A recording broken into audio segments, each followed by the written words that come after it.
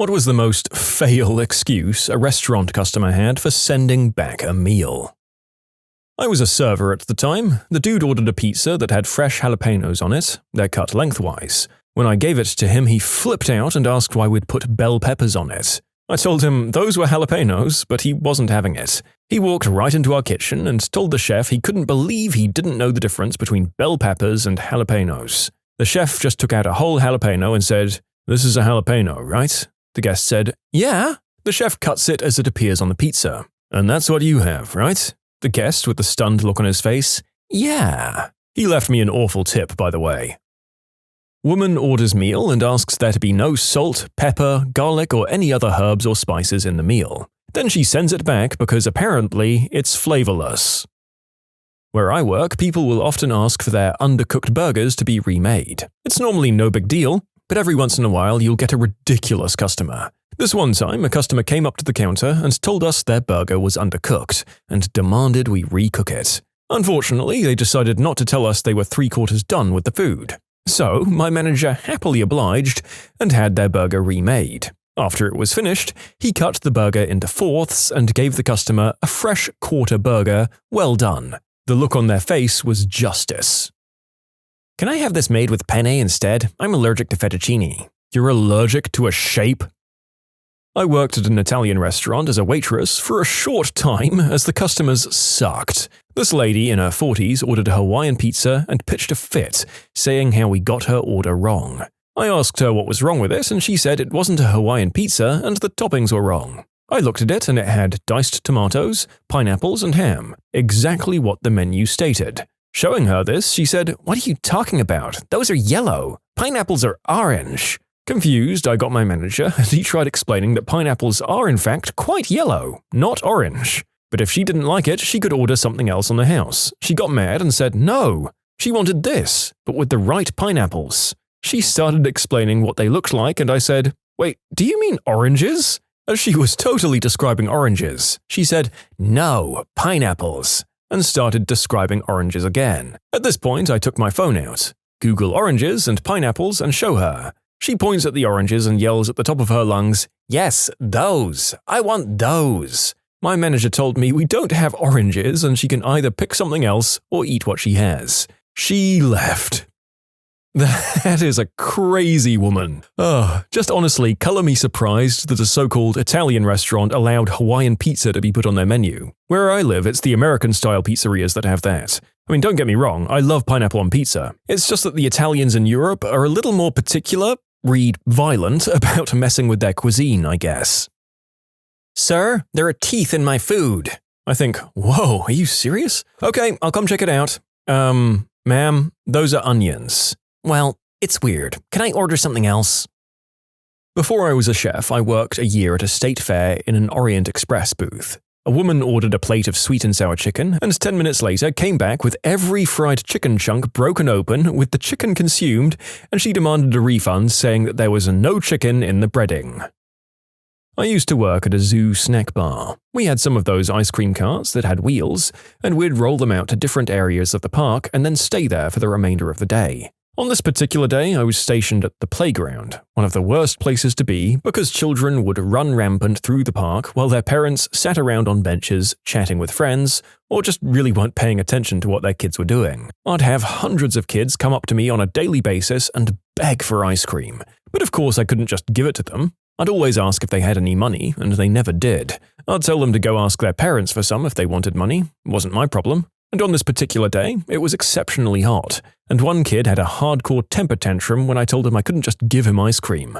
Like, full-blown on the floor, crying and screaming, and I'm just like, what the frick? And continue to help other customers around his howling body sprawled on the ground. He finally pulls himself together and goes to find his mother. About 15 minutes later, Bratty and his mum stroll over to the cart, the child sniffling and happy that he persuaded his mum for ice cream, and they start checking out the selections. We had about 15 different ice cream options, and all of the prices were clearly marked. The kid picks out the most expensive option, of course, and the mum's all like, "Oh, whatever you want, my sweet precious baby." I hand her the $3.50 ice cream and she unwraps it and hands it to him. He immediately starts drooling and slobbering all over it, and it was a day that was hot as hell, so it started melting quickly.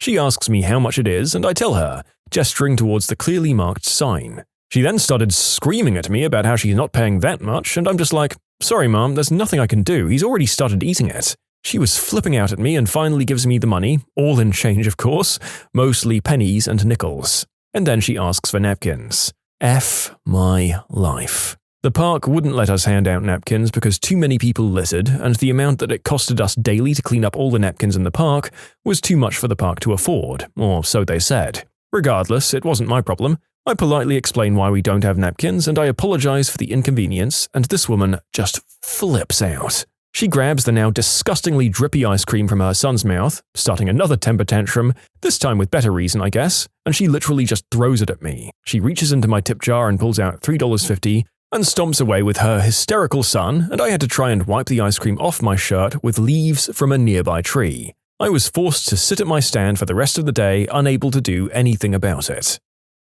Oh, I'm stealing this story from a server friend of mine. A horrible woman comes in and orders the mussels. After my friend brings the plate out, the woman claims that the kitchen stole the meat out of the shells. My friend tries to explain that live mussels are placed in the pan, so it's not possible that there are more shells than meat pieces. The woman then spreads out the shells and meat on the table to try and prove her point. She discovered she was wrong and then just stormed out. The awkward part was that the woman was at a table of 3 other friends who were mortified and paid for the meal with a huge tip. The woman orders fries for her and her friends after church. I bring the fries. Oh, now these are too cold. We want new fries. I go and make the fries myself. I cook them longer than normal and immediately serve them after taking them out of the fryer. They were steaming still. The woman looks at it, touches it, and I crap you not says, "Oh, these are ice cold." Her exact words. I just had to get the manager to deal with it. Was she a senior? I used to work in a place that attracted a lot of seniors, and I learned to just microwave certain things that younger folks would balk at. The microwaving part, because it kinda destroys the meal. Soup, for one. Wasn't served until that sucker boiled, even the cream soups. I guess the temperature sense must degenerate along with taste buds once you hit a certain age. My grandmother's like this. She likes her food so hot I can't even hold the bowl. I think back in the olden days people just licked stoves for fun or something. I was working at Dairy Queen, and let me tell you, I made some damn good blizzards. Anyway, this lady comes through drive-thru shrieking that she wanted a small Oreo blizzard. No big deal. When I handed it out, she jabbed at it with her spoon and looked at it like it was a dead mouse. She stated, "The Oreos are too pulverized. I want another." Which, the Oreos come pre-shredded. Whatever, they cost us 25 cents to make, so I make her another one, mixing it for about half a second, leaving massive chunks of Oreo on top and barely mixed in. I hand it out and she said it looks perfect. So, then we find her ulterior motive. She wanted the mistake for free. She asked, "Well, what are you going to do with the other one? Can I have it since you can't give it to another customer?" Oh, sorry, the Oreos are too pulverized, and I threw it away right in front of her. The alternative ending to this story, I was in the drive-thru at Starbucks, and the guy in front of me bought 4 different Frappuccinos, but they were made a size too small. His mistake in ordering, but they remade them. So I pulled up and the cashier asked if I wanted all the rejects. Since I was headed to work, I took them from my coworkers, and I got about a month of thank you coffees for free. I explained that they were free, but I guess I had really nice coworkers. I tipped the cashier pretty well too. "I choked on an avocado pit that was in my sushi," and she threatened to sue the company. We had to show her an actual avocado pit to end her complaints. Currently working as a chef, got a few creme brulees back. One of the times being that it was too brown, and another one when a customer complained about black dots on the custard, those being the vanilla. You know what, it's just refreshing to have one that's about stupid people rather than jerks trying to score free food by deliberately messing with their servers, so we'll let it pass. Once had a guy order a grade 9 Wagyu Scotch fillet, medium rare. This steak we sold for like $63, I think. It was rather expensive. He got the steak and cut it into tiny pieces because it was slightly under medium rare. Really a massive jerk move, because usually if someone says their steak is undercooked, you just chuck it back on the grill for a few seconds to get it to the right doneness. So yeah, we get this $60+ steak back in pieces, and now we have to cook another for this jerk. We make another one, no worries, and he does the exact same thing. Cuts it into tiny pieces, says it's undercooked, and he's now wasted $120 worth of food. Everyone in the kitchen is freaking livid. He then orders a pasta, which I make and send out. This guy eats the entire thing, says it was crap, and then when he goes to pay, he said to the waitress, Just charge me for a bowl of chips. It's okay, the boss will understand because we're friends. I don't know what the waitress did. I'm not sure what the boss thought about it either because he was out for the night. Thinking of the whole thing really just gets me so mad. I wonder if these people premeditate this kind of stuff? Like just sitting at his job all day fuming about something unrelated, and the only thing that keeps him from screaming at his family when he gets home is the thought of going to a restaurant and ruining very expensive food in an arrogant fashion. You can submit your own stories to be featured here on the channel. The story submission link is in the description below, and if you want to listen to some vibey music in the background, check out easymode, also linked below, and subscribe.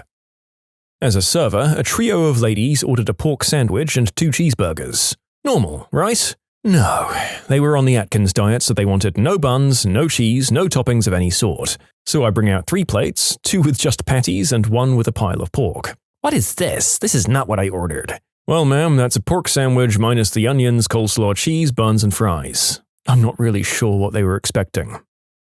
I had a dinner with a crazy family friend that refused to eat anything brought to the table. It was an old country-style restaurant with no menus. You eat what they bring out. She insisted that they prepare her special portions of their traditional recipe dishes, prepared precisely how she wanted them, and went back to the kitchen to supervise that they were following her instructions exactly. She told us that she had them remake her vegetables 3 times, and she said it with pride. I was 12 and it was my birthday dinner. I've never been so embarrassed. I asked the waiter to take me into the kitchen, and I told my folks that after she went back, I wanted to see the big kitchen. What I did, again, at 12, was apologize to all the cooking and waitstaff for my guest. For years I thought my parents didn't know. What I did know is that the manager stopped my mother on the way out and complimented her on having such a polite child. I was 33 when she finally told me. These wings are too hot. These dry seasoned wings aren't saucy enough, etc. The only pizza we have at our restaurant is a simple margarita pizza. One guy had me make him a meat lover's combo pizza with white sauce, which we don't have, so I had to reduce some Alfredo sauce. It took roughly 15 to 20 minutes to make, and he sent it back because the bottom of the pizza was too dark for him. He insisted I cooked it too close to the flames, and that's why it tasted too burnt for him. My issue is that we use a 3-deck conventional oven with no flames in sight. Mother fricker. Who in the frick goes to a restaurant and orders something that's not even on the menu? Way more people than you might expect, and we never say no. When I was working in a kitchen, a woman said her soup was too hot and she'd burned her mouth. Of course, she'd already finished said soup, so the chef, being the nice guy he is, gave her some sorbet to cool down her mouth. She was a rude person. Just yesterday, I'm a server, I had a table order the prime rib, and when the prime rib came out to her, she was extremely mad that her order wasn't correct. Apparently she wanted the French dip sandwich. Totally the same thing, and yes, I was supposed to know that by ordering the prime rib, a dish we have on our menu, she actually meant the French dip, and she wanted her meal comped. As a bartender, I once had a waitress bring back a dirty martini because it, quote, tasted like olives. Trying to sound impressive while ordering a drink, are we? I'm a line cook in a fairly upscale seafood restaurant. Once in the middle of a busy Saturday dinner rush, we got an order for an ahi tuna tartar. The way we plate our tartars is pretty elaborate and takes a good 5 to 7 minutes to create. I happened to be working Expo that day and was tasked with building the tartar. I sent it out, and it was frickin' beautiful. Wasabi and sriracha aioli designs surrounding the slices of cucumber, seaweed salad and ginger piled around the perfectly stacked raw tuna marinated in ponzu and eel sauce. I sent it out the window and it came back almost immediately because the lady who ordered it doesn't do raw fish. Long story short, she requested we saute the fish and rebuild the plate for her with a gross pile of well-done cooked tuna chunks slopped in the middle. Please, know what it is you're ordering before you order. I saw somebody once send a meal back because they gave her too much food. I don't know why she just didn't not eat it all instead.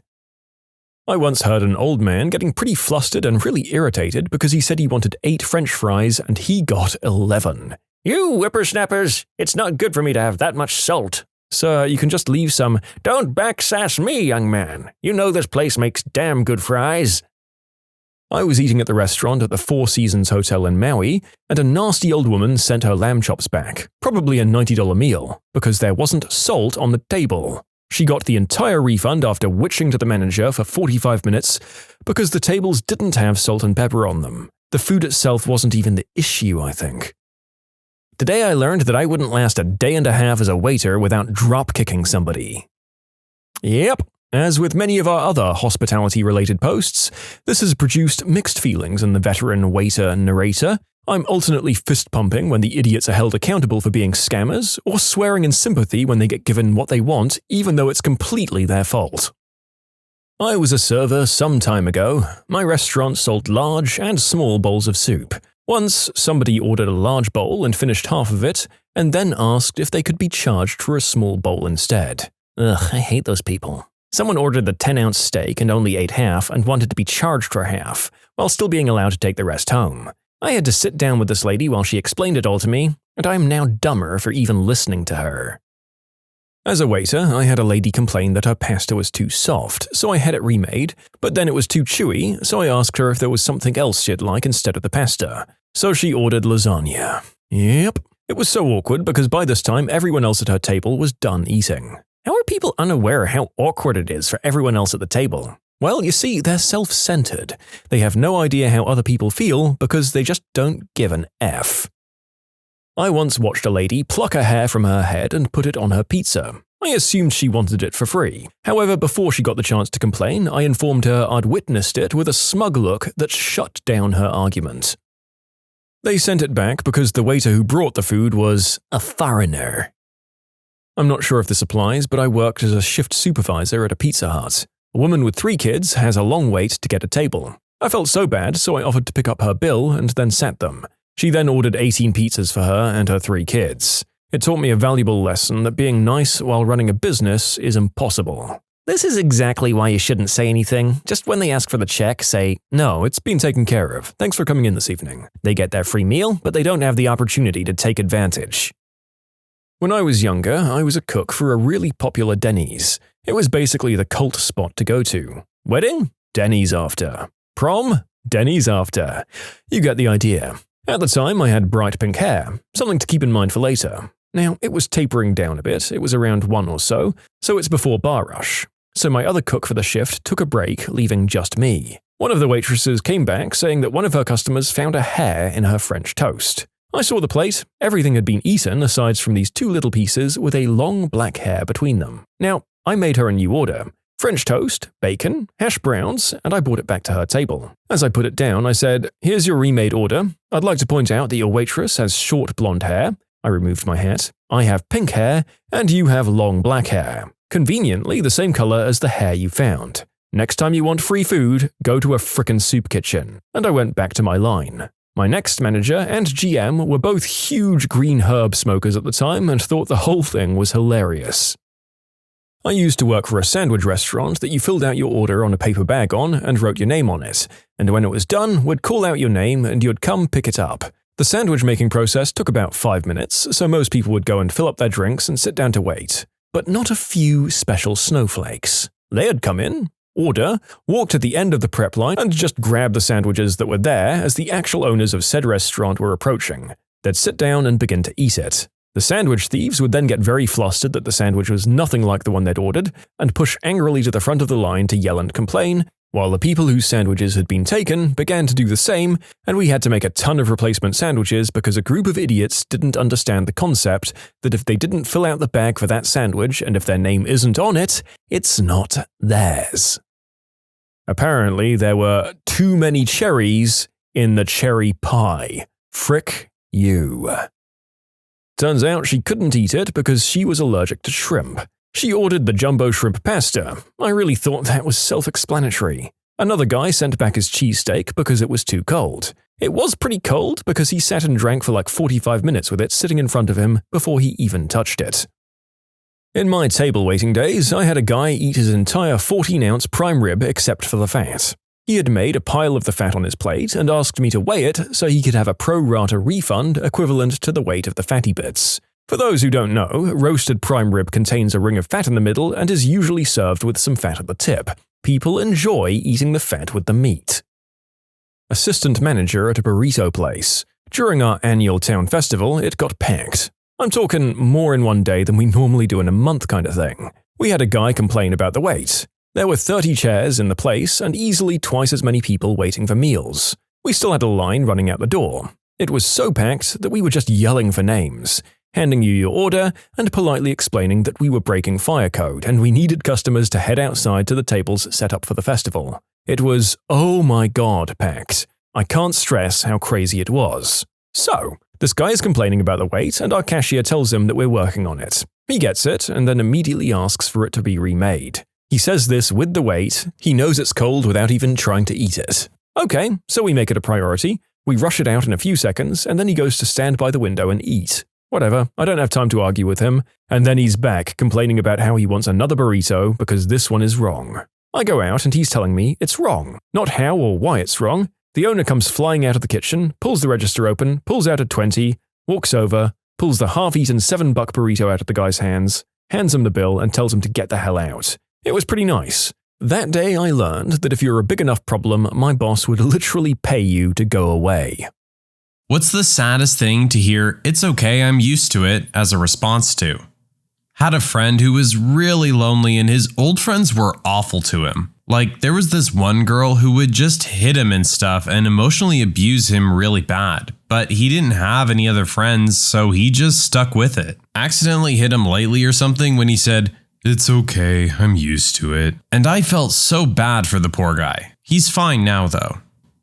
My son talking about how his mother, my ex-wife, talks to him. During our marriage, she would take everything out on me, whether it was my fault or not. Too busy at work? Shout at me. Her family's coming to visit? Shout at me. Now we're apart, and she does the same thing to him. He moves between both houses by his own choice. Last week, she told him, You might as well leave. As you would imagine, he was very upset. When he got to my place, he was making excuses for her and actually said, "It's okay, I'm used to it." I've never spoken badly about his mother to any of my children until now. I've been talking to him since then that she used to do this to me and that it's actually not okay. He spent a lot of time considering what I've been saying. He's 20 and has said that he's going to have a discussion with her about it. I hope she acts like as much of an adult as he is, but I don't like the chances of that. The one time a girl ever asked me out in my life, back in high school, I told her, "Sorry, I just met a girl I really like and we're starting to get serious, so I can't right now." And her answer to that was, "It's okay, I'm used to it. No one ever picks me first." Or something like that. I felt absolutely terrible, because usually back then, that would have been my line. Preface, my boyfriend has lost his mom, both of his uncles, and his step-grandfather, all separate instances. Literally last Sunday night at midnight, my boyfriend woke me up to tell me that one of his really good friends from high school died. He was so upset and I was so sad for him. I told him how sorry I was for him because I honestly didn't even know what to say. His response? "It's okay, I'm used to it." In the saddest tone I've ever heard. I started crying. How freaking heartbreaking. When you're volunteering at the homeless shelter and they have to turn someone out on a cold winter night because the facility is maxed out, the person with tears says, "It's okay, I'm used to it." Oh, guys, this is going to be a rough one to get through. I had a roommate after college that unfortunately slipped back into a pill problem. I came back to the apartment one evening with my mom to find my roommate passed out on the floor and incoherent. I was freaking out the entire time, but my mom was incredibly calm and knew exactly what to do. Afterwards, she told me, "I used to have to do that all the time with my dad." My mom grew up with an alcoholic father who ended up dying of his disease, so she had been through a lot. But I really had no idea how bad it had been for her until then. I still get a little choked up thinking about her face in that moment. This won't be a very popular opinion unless you've really been through it, but when people constantly interrupt you, especially when it's by people that you love. It's one thing when it's a lively and interesting conversation. Then I get it. But even in just normal everyday communication, after asking so many people to stop with no avail, it gets to the point where you know nobody is really listening or cares what you have to say. I'm almost just tired of talking, but it's okay. I'm used to it. When I was in 10th grade, there was this freshman girl who had a pretty nice body in my photography class. Sometimes when she walked by the back table, like 3 or 4 of the guys there would slap her butt, and she would just keep walking solemnly. One day, I took her aside so no one was in earshot and asked her why she just lets them do that to her. And she said, "It's fine, I've had to deal with it since I was in middle school from them." This one makes me legitimately angry, guys. Anyone out there dealing with this kind of thing? This is absolutely not appropriate under any means. Do not feel that you need to accept this kind of behavior. There's always someone willing to help you in this situation. And if you're the one doing this and think it's funny, shame on you. When my boss told me a few weeks ago that I haven't been getting enough quotes to him and maybe this sales job isn't for me, but you're really a nice guy, I could not tell you how many times I've had someone say something negative followed up with, but you're a really nice guy. Not quite it's okay, I'm used to it, but pretty close. I'll listen to a friend of mine who has ADHD and Asperger's talk about his D&D stories, and he'll go on for a bit and then suddenly stop and say, "Sorry, I'm rambling." And you just know that he's been told to shut up or stop talking so many times now that he's used to having to stop talking because someone got frustrated with him rambling. Makes me sad that someone would tell this guy to shut up when he's clearly enjoying explaining his wild universes. Passion like that shouldn't be stifled. Constantly having different utilities cut off and multiple eviction threats from the landlord, and a large possibility of becoming homeless in the near future because whoever you live with would rather stock up on liquor than save for rent and bills. That seems almost too specific. I was walking into Walmart the other day when I saw a woman in her early 60s in a wheelchair trying to push herself up a hill against the wind with a basket on her lap. I said to her, "Pardon me, I don't mean to be rude, but would you like a hand?" And she said, "Oh no, it's all right, I'm used to it." I felt so guilty for how much I take my legs for granted. What a trooper she was.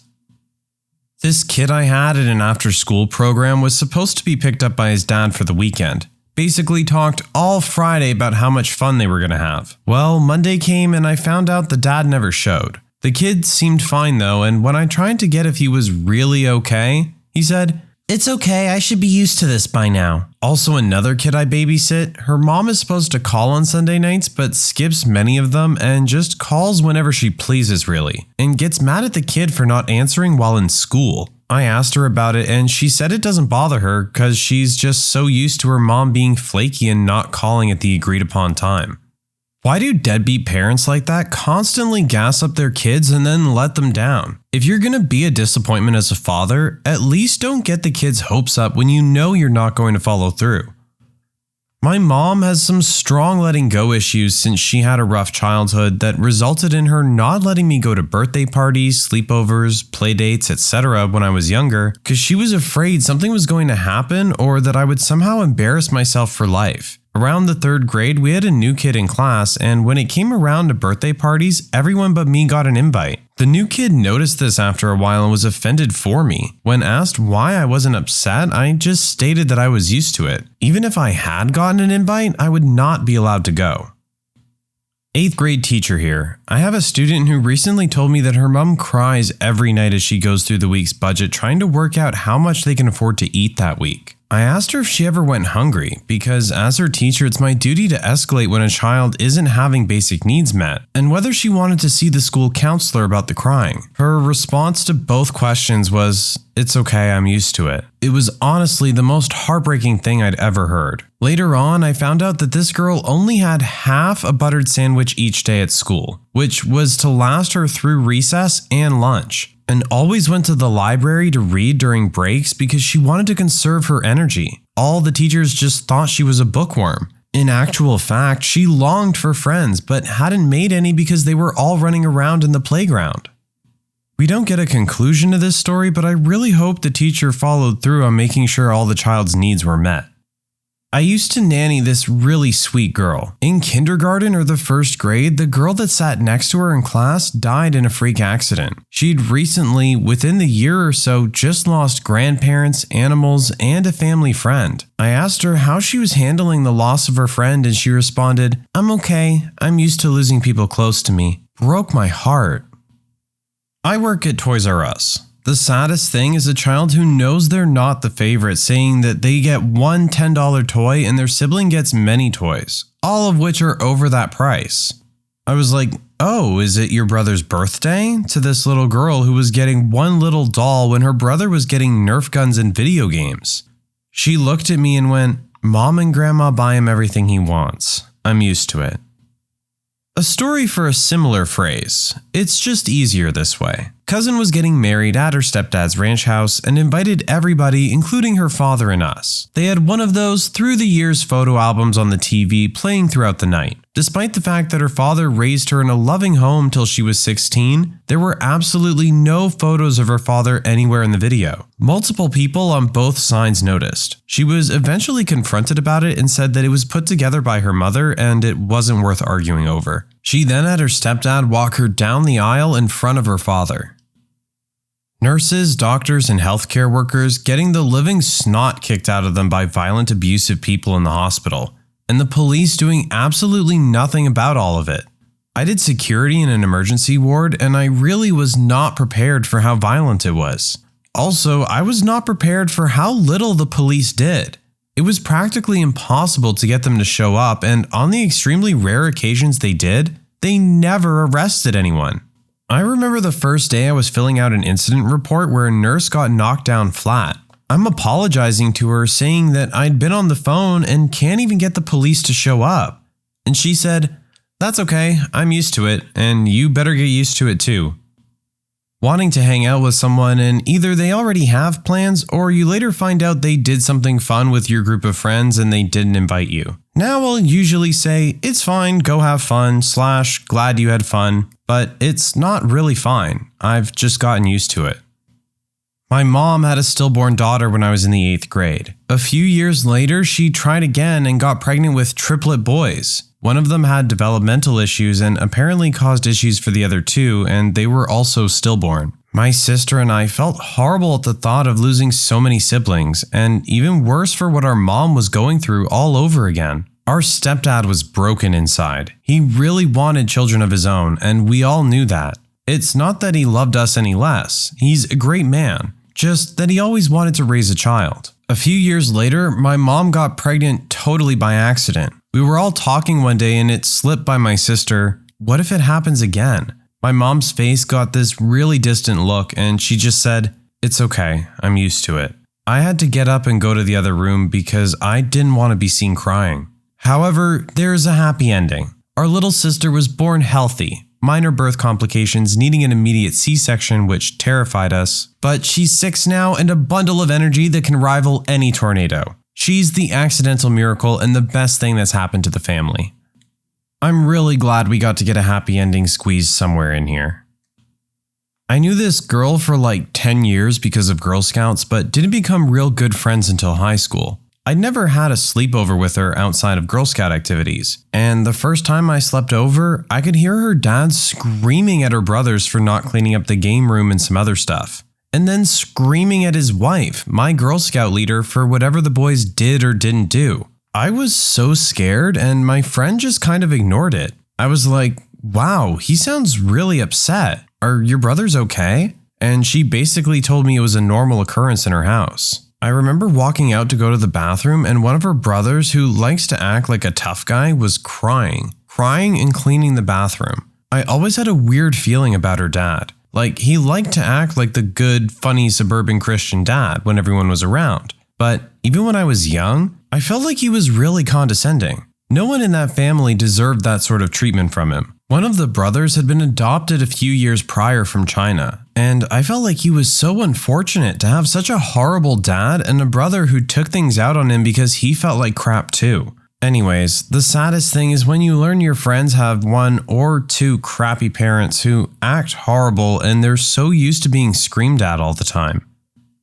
For me, the saddest moments are when they can still have a normal expression while saying it. If someone says "I'm used to it" while crying, it kind of means they're not really used to it. There was a kid in my class when I was around 8 years old that was really unpopular because he was poor and often got bullied. After a while, he found his place as the guy that does stupid stuff and hurts himself to try and fit in. There was actually a toughness session, but in reality, it was just people beating the ever-loving crap out of him while he just stood there without reacting, as well as him putting out cigarettes using his arms and hands. Even let people whip him with long, thin branches while not reacting at all, just so he could fit in and have friends. I remember the teacher finding out and getting so incredibly angry at everyone and started yelling at our entire class in the middle of the class. He straight up begged her to stop blaming people, as he'd finally found what he called friends. Anyway, she told him to pull up his sleeves, and there were bloody whip marks, bruises, and burns all over his arms. The guy just looks at her with a smile and says that he's used to it and he's really happy. The teacher straight up starts to cry and pull him out of the class. Didn't see him for a long time after that because he got placed in a foster home, and as it turns out, he actually was used to it because he'd been beaten at home for as long as he could remember. Now that I'm older, I realize just how heartbreaking it would be to see a tortured 8-year-old boy act all happy because he managed to get fake friends by being beaten repeatedly.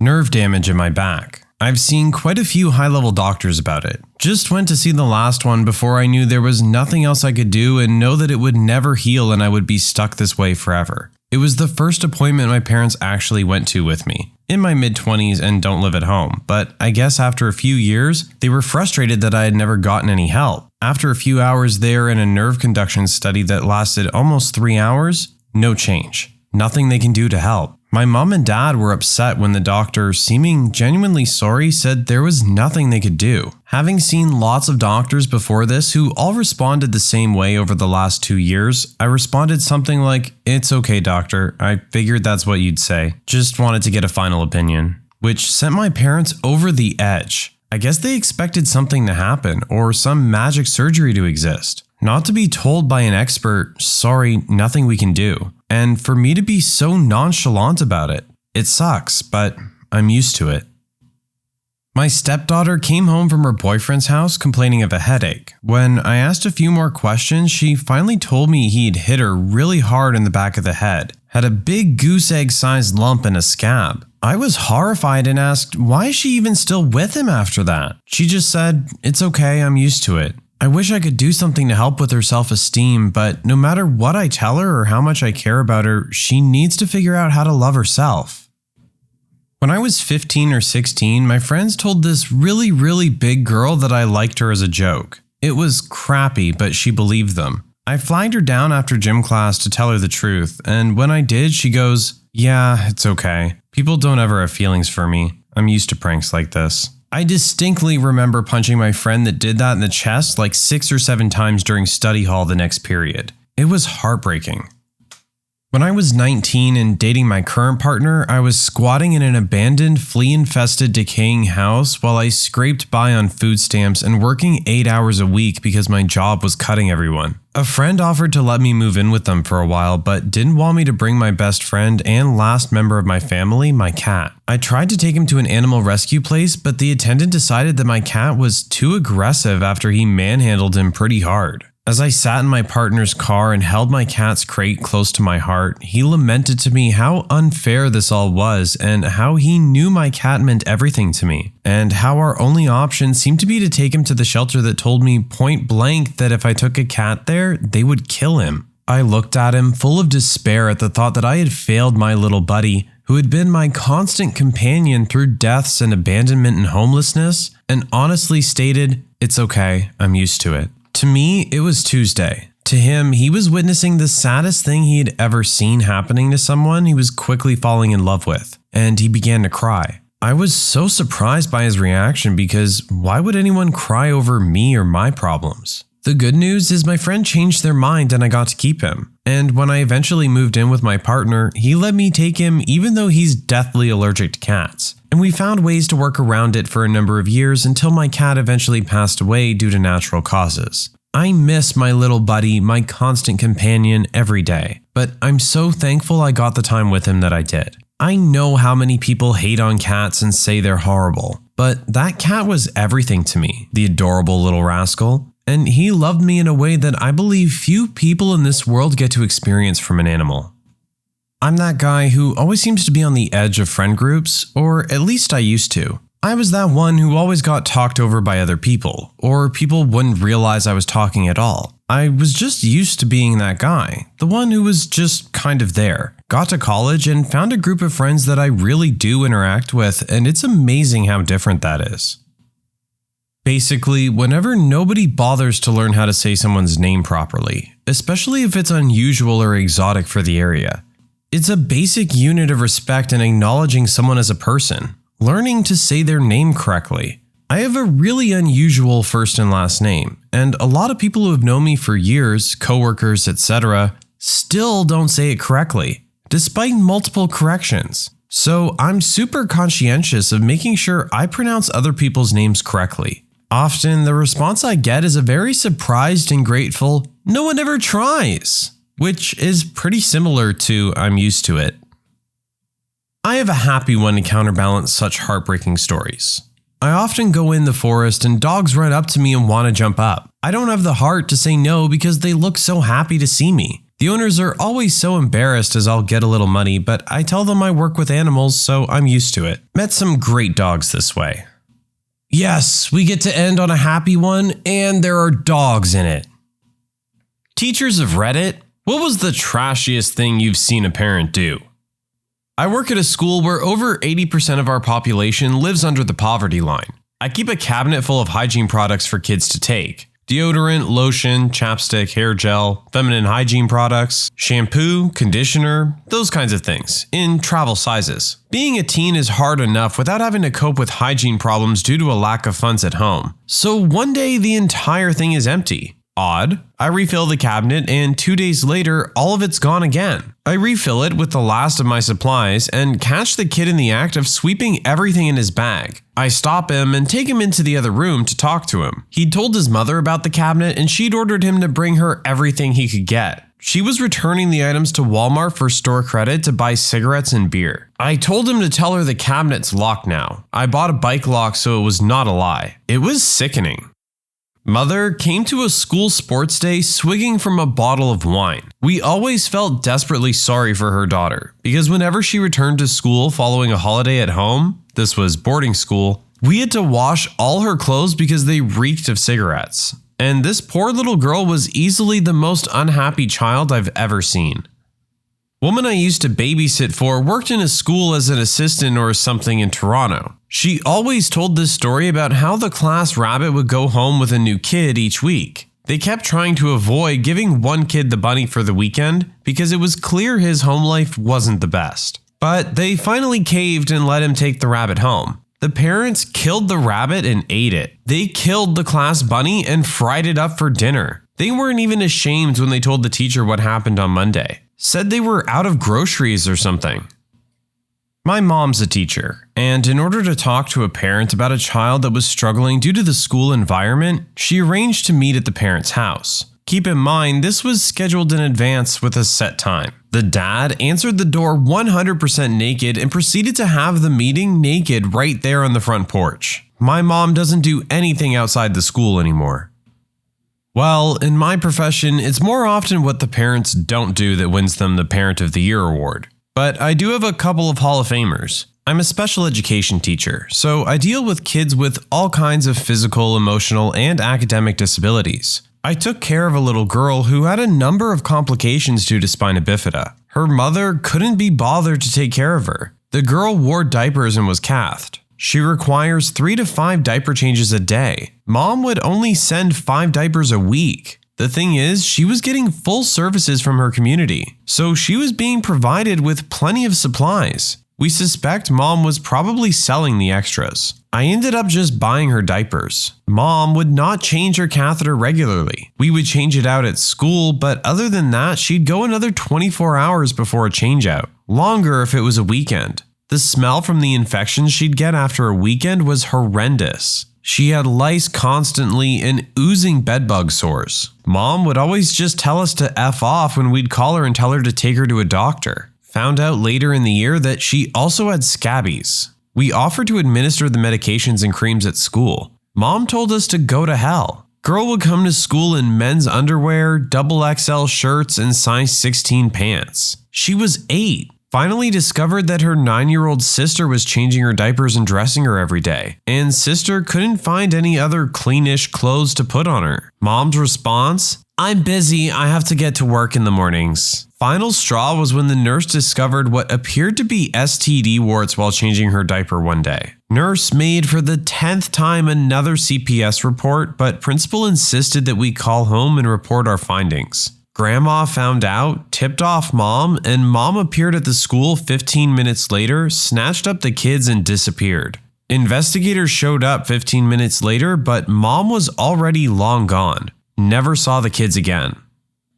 Staff raised money to get an 8-year-old girl a winter coat. We live in rural Canada. Girl came to school the next day in a t-shirt in the dead of winter. Her mom wearing the brand new child-sized jacket. The principal confronted her about it, and mom told her to F off, and anything her kids owned belonged to her and she could do with what she wanted. Child aid was called, and that student lives with a very nice foster family now. Mom was rail thin too. Looked like the stereotypical junkie archetype. The sleeves were 3 inches too short, didn't cover most of her stomach, and she couldn't do it up properly. Our vice principal is a former army sergeant who's built like a tank. He's well-liked and an amazing role model in a community where many of our kids don't have a good male role model. On several occasions, I've seen mothers step well over the line and make very sexual comments to him directly in front of their kids. I mean, in plain sight of their own children, and in ways the kids notice. He's always very respectful and often asks another staff member to join him if he sees one of these parents coming to talk. But it's pretty trashy when it comes to some of the innuendo I've overheard. These aren't jokes either. They try to get handsy with him too. My cousin is a teacher, and she once had a parent come to a parent-teacher conference extremely drunk and right before the meeting, tried to pull out a bag of drugs and start doing them. Police were called, and so was CPS. The school also had to call 911 once because a parent overdosed in the parking lot while waiting to pick up their kid. And the poor kid was too young to understand why their mom was slumped over in their car. I'm a high school teacher, and one time a parent of a child who had been going back and forth with another child on social media came to school to confront the other girl. The mom ended up bursting into my classroom to try to fight one of my 9th grade girls, sending us into a lockdown until the woman was removed by the police. I do want to make clear that the systems in place have failed this woman, her family, and her friends at basically every level, and I can understand why she felt like she didn't trust any systems to handle the situation. By the end of the school year, this particular mother was helping chaperone events and was a good role model for our young people. Her daughter was one of the best performing students in the grade.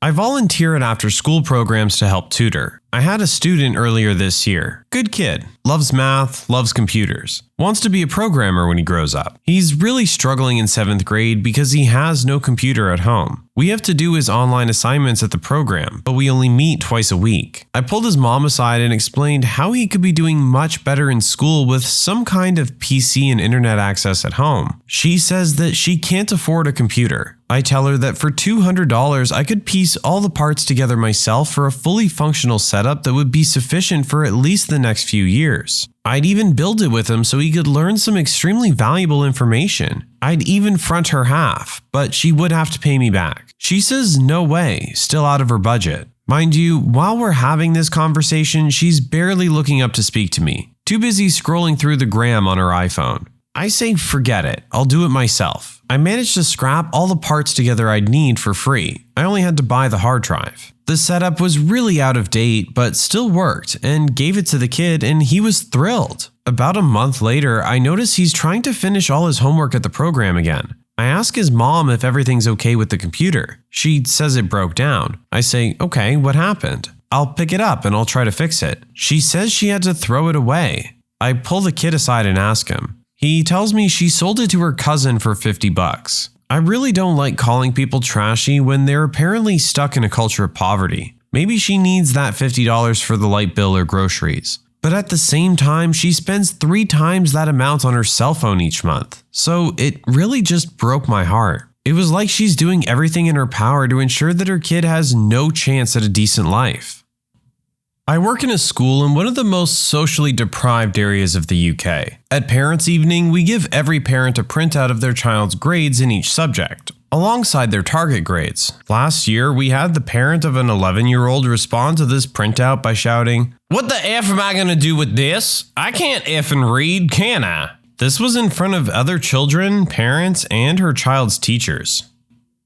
I've worked in behavior units / juvies for a few years, so you can imagine the families we get. My personal favorites: number 1, Took the kids out on the last day of term, pull into the driveway, and one of the kids' mothers is standing there, can of Monster in one hand, cigarette in the other, and wearing a miniskirt and knee-high boots in the middle of winter. Number 2, one grandparent used to come in wearing a dirty singlet with his belly hanging out, would try to kiss me and call me love, darling, and babe. And number 3, a kid left grounds without permission, so didn't have his phone or anything, which we confiscate. Mom came to pick it up, and when the principal tried to engage her in a conversation about her son's behavior, she attacked him with her handbag. I have 2. There's a parent who would walk through our closed campus every single day. As teachers, we're supposed to stop her because it's a closed campus. Every single day, she would pretend she didn't know the rules. We always knew it was the same parent because she would let her younger children who weren't in school yet ride around on their scooters ahead of her. One day she was walking through with a stroller. She was not paying attention and her freaking baby started falling out of the front of the stroller. I saw 4 teachers jump up to help the kid and the mom didn't even acknowledge. The other one happened directly to me during parent-teacher conferences. I was meeting with a mom and her live-in boyfriend about her son. At the end of the conference, I asked if they had any questions I could answer for them, and he started asking me personal questions and flirting with me. I deflected and told them I had more conferences. But other teachers have told me that parents have hit on them before, so it's probably pretty common. Not a teacher, but a college administrator. Parents will call in very frequently when there's an issue with their student's living situation. If they're a jerk, which is frequent, I quote FERPA to them. Best example, I had to bill a student for around $600 in damages to their room at the end of the year. Mom called me peeved off about this because they'd tried to repair the damages, but very poorly. She ended up yelling about this over the phone, and I reminded her that her son was 22 years old and that I could only talk with him about this. Kid calls me back the next day and apologizes for his mom being a jerk to me and asks if I'm able to just feed his mom a bunch of bull when she calls back. It's a weird line of work. Not a teacher, but my dad once worked as a groundskeeper at a primary school. Worst thing he ever saw was a guy dropping his daughter off to school, and before she went through the gate, her dad went through her school bag and took out all of her packed food and left eating it, essentially leaving her with nothing to eat that day. Dad said he was so angry that he wanted to knock the guy out right then and there for leaving his child with no food for the day. But he ended up going straight to the principal to tell them what he witnessed so it could be investigated properly and get the kid help.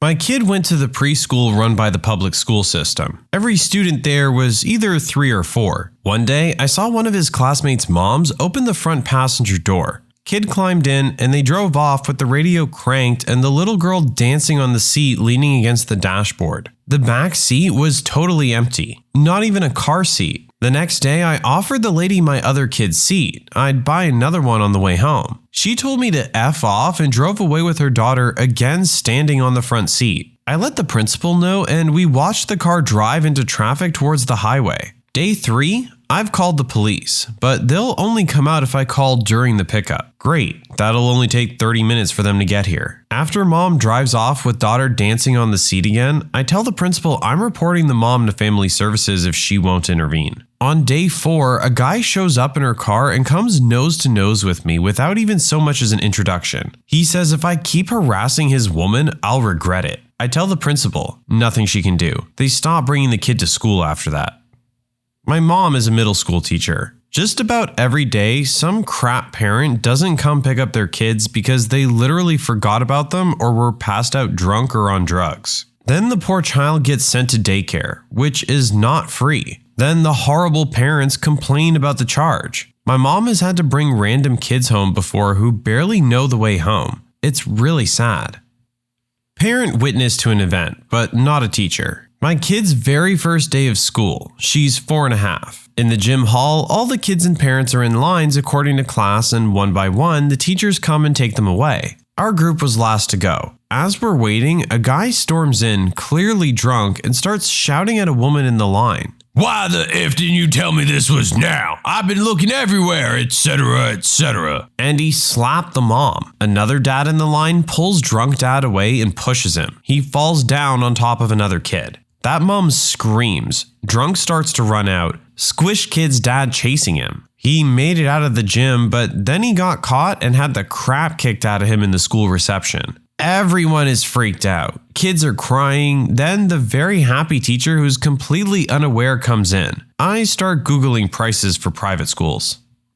I work in a middle school with an elementary school next door. 2 girls from my school were arguing all day and told their parents about it when they got out of school. The parents proceeded to call their families up to the elementary school and fought in front of a bunch of kindergartners. Knives and everything. The cops were called, and I think some of the parents are still in jail for gun possession and parole violations. One of the kids was pulled from our school and put in foster care.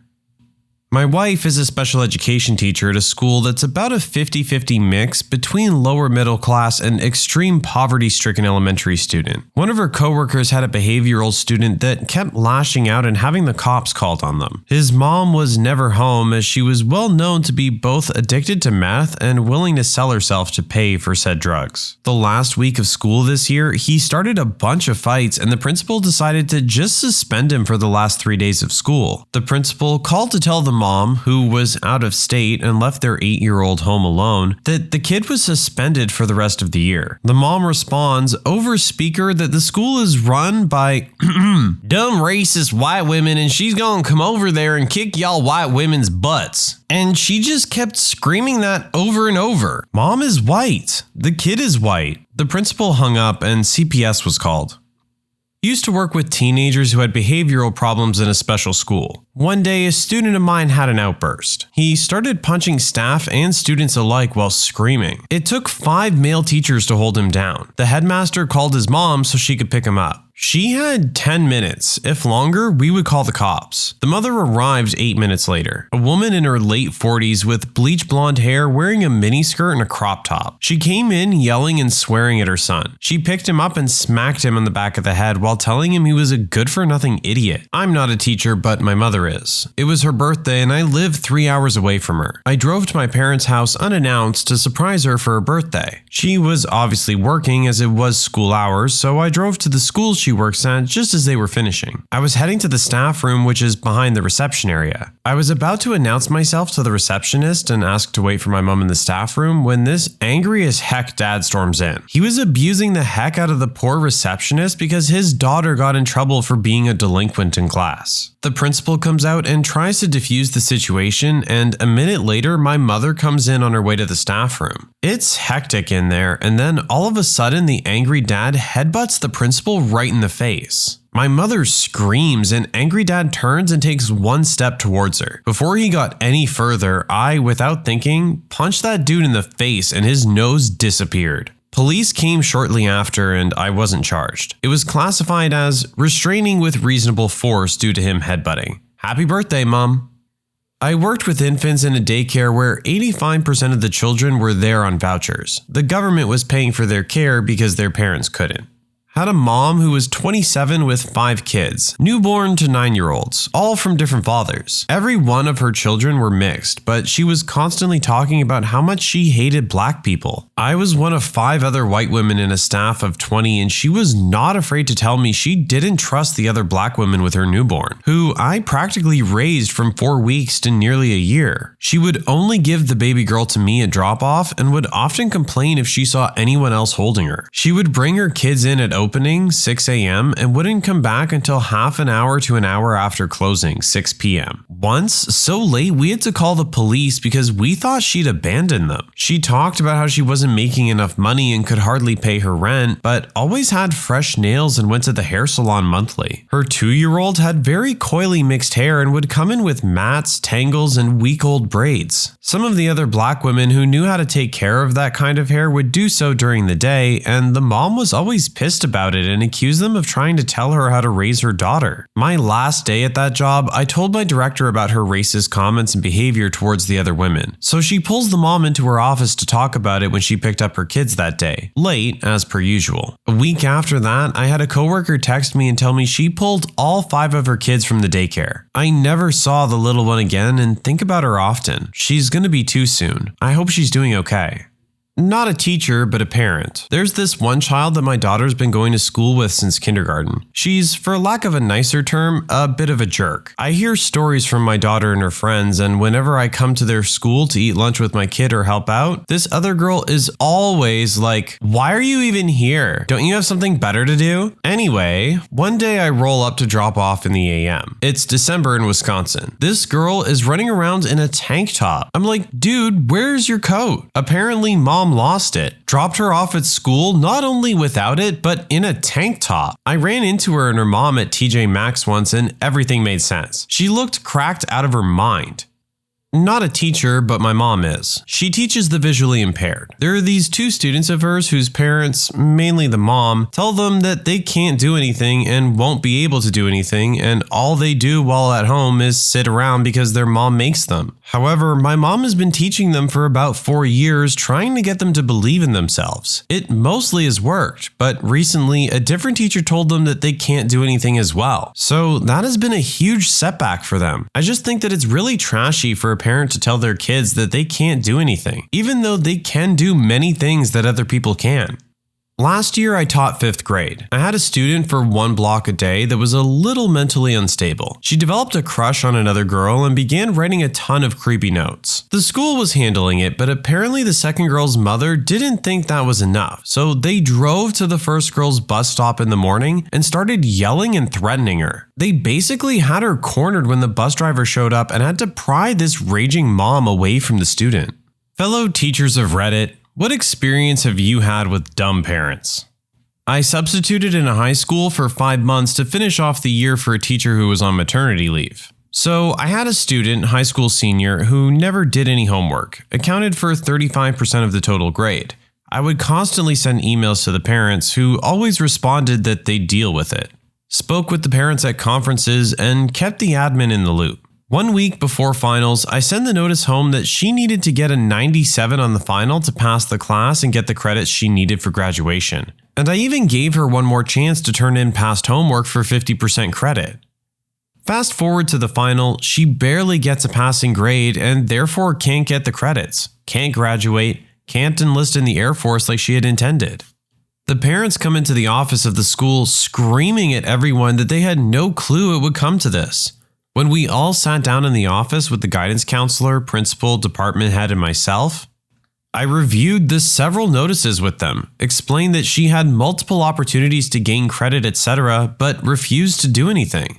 Turns out the wife was hiding the emails and information from her husband and wanted her daughter to fail so she wouldn't join the Air Force and move away from home. Last I heard from the situation, they're not together, the daughter is working at Lowe's, never finished high school, and has 2 kids and multiple arrests for selling drugs.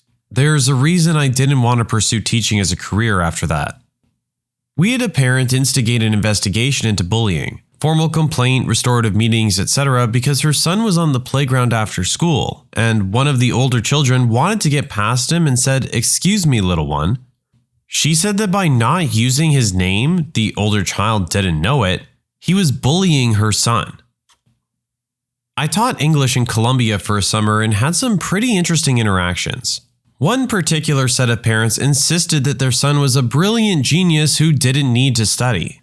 He rarely came to class and therefore could barely speak any English, while the rest of his classmates could speak full basic sentences.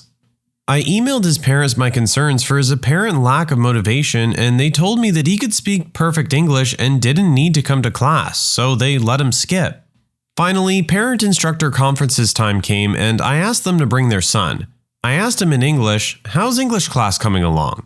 He stared blankly and just started crying. "Told you so." Just before Christmas break, I had the students hand in a paper.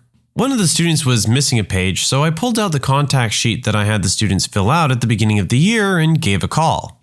The student's father picked up the line and said, "Thanks for calling. We'll definitely get that extra page into you."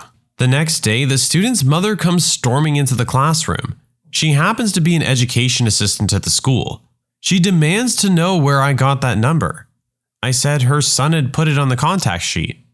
Apparently, the parents are separated. She proceeded to tell me that I had no right to call that number, and that when there's a problem with her son, only she has the right to know.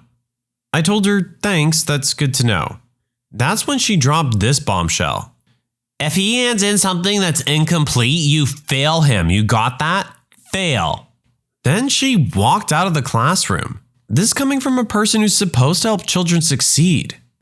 I wouldn't actually call them dumb parents, but parents who are in denial about who their child actually is break my heart. For instance, we had a student who had an abundance of markers for autism and was in 6th grade. All the teachers on the student's team agreed they ought to tell the parents their concerns and suggest the student be tested so we could offer more resources for the student. The teacher who spoke with them was very polite and very kind in suggesting they try and figure out how best to help the student. And the mom literally screamed at her that nothing is wrong with her child and that she would never get the student tested. Her husband even tried to tell her that it wasn't a bad thing and they should try and see if it would help, since his teachers who knew him thought it might. The mom started cussing out the teacher and stormed out. I teach in a college, so the students are almost always 18 or over. A couple years ago, one student's mother called the chair of my department to complain on behalf of her daughter about the difficulty of some of the work listed on my syllabus. My chair was baffled and asked the mother if her daughter was over 18. The mother replied that her daughter was 20 years old. My chair explained that it was then her daughter's responsibility to either speak with me directly or withdraw from the course. That's it. That's all. It's college. People only go if they want to. No one's mother can do anything about the workload. I had a student who I caught plagiarizing in an essay. The 0 was going to cause the student to not graduate on time. The parent called a meeting, but I had proof of action thanks to turnitin.com. I explained the assignment and I showed the parent my proof, and that's when she said, "But I wrote that part of the essay, not my daughter, so she didn't cheat, I did." 4-day weekend. Come back on Monday to 50 emails. Generally, we have 10 to 15 in my group. My voicemail had 10 messages. I had not gotten a voicemail once in my entire time at my school. A parent flipping out that their student is failing. How stupid I was for not allowing their student to do the work. How ridiculous I was that I could not give her student another chance. Last email and voicemail is husband apologizing because I'm not the teacher of this student. Got confused with the last name, I guess. Had 2 girls in my English class who obviously hated each other. They would exchange glares, talk a little too loudly about each other while in the same vicinity, etc. I talked to them about it separately and they both responded with, "I hate that stupid witch." Notified admin of the situation and called the parents. Next day, they decided to fight it out in class. After breaking it up, I find out that girl number 1 was accusing the other girl of wearing, quote, butt pads to make her butt look better. After discussing it with her parents, girl number 1's mom told her that only hoes wear butt pads and that she should do something about it. The butt pad girl, girl number 2, swore she wasn't wearing butt pads and that it was all natural. After telling her parents about it, they advised her to mess up that witch for talking smack. And that is how you end up with a fight in class over butt pads instigated by parents. Taught college, so my story is nice. Had a student failing horribly, less than 10%, but would not drop. Whatever, not my dime, not my problem. Anyway, grades come in and I guess his mother has the password to his account. Or perhaps he just told her his grade, F obviously. And I get an angry email insisting that there's no way he could have failed pre-calculus. Because my God, his father's an engineer and the student wants to be an engineer and he just has to be good at math. The best part is when you turn 18 and go to college, you're treated as an adult, even if you don't act like one. And there's a little box you check that says, "Allow my parents to see my records." Most kids don't check it, and by law, I'm not allowed to release any records to anyone, even parents. So I politely informed her that her son is considered an adult and I was not allowed to release any records and that she would have to contact him. Of course, this prompted a long, "I'm going to get you fired," that I forwarded to my dean, who came to my office for a long laugh. I actually feel pretty bad for the kid. Having a helicopter mom like that at that age will do him no favors. When I was a student teacher, we were preparing for parent-teacher interviews.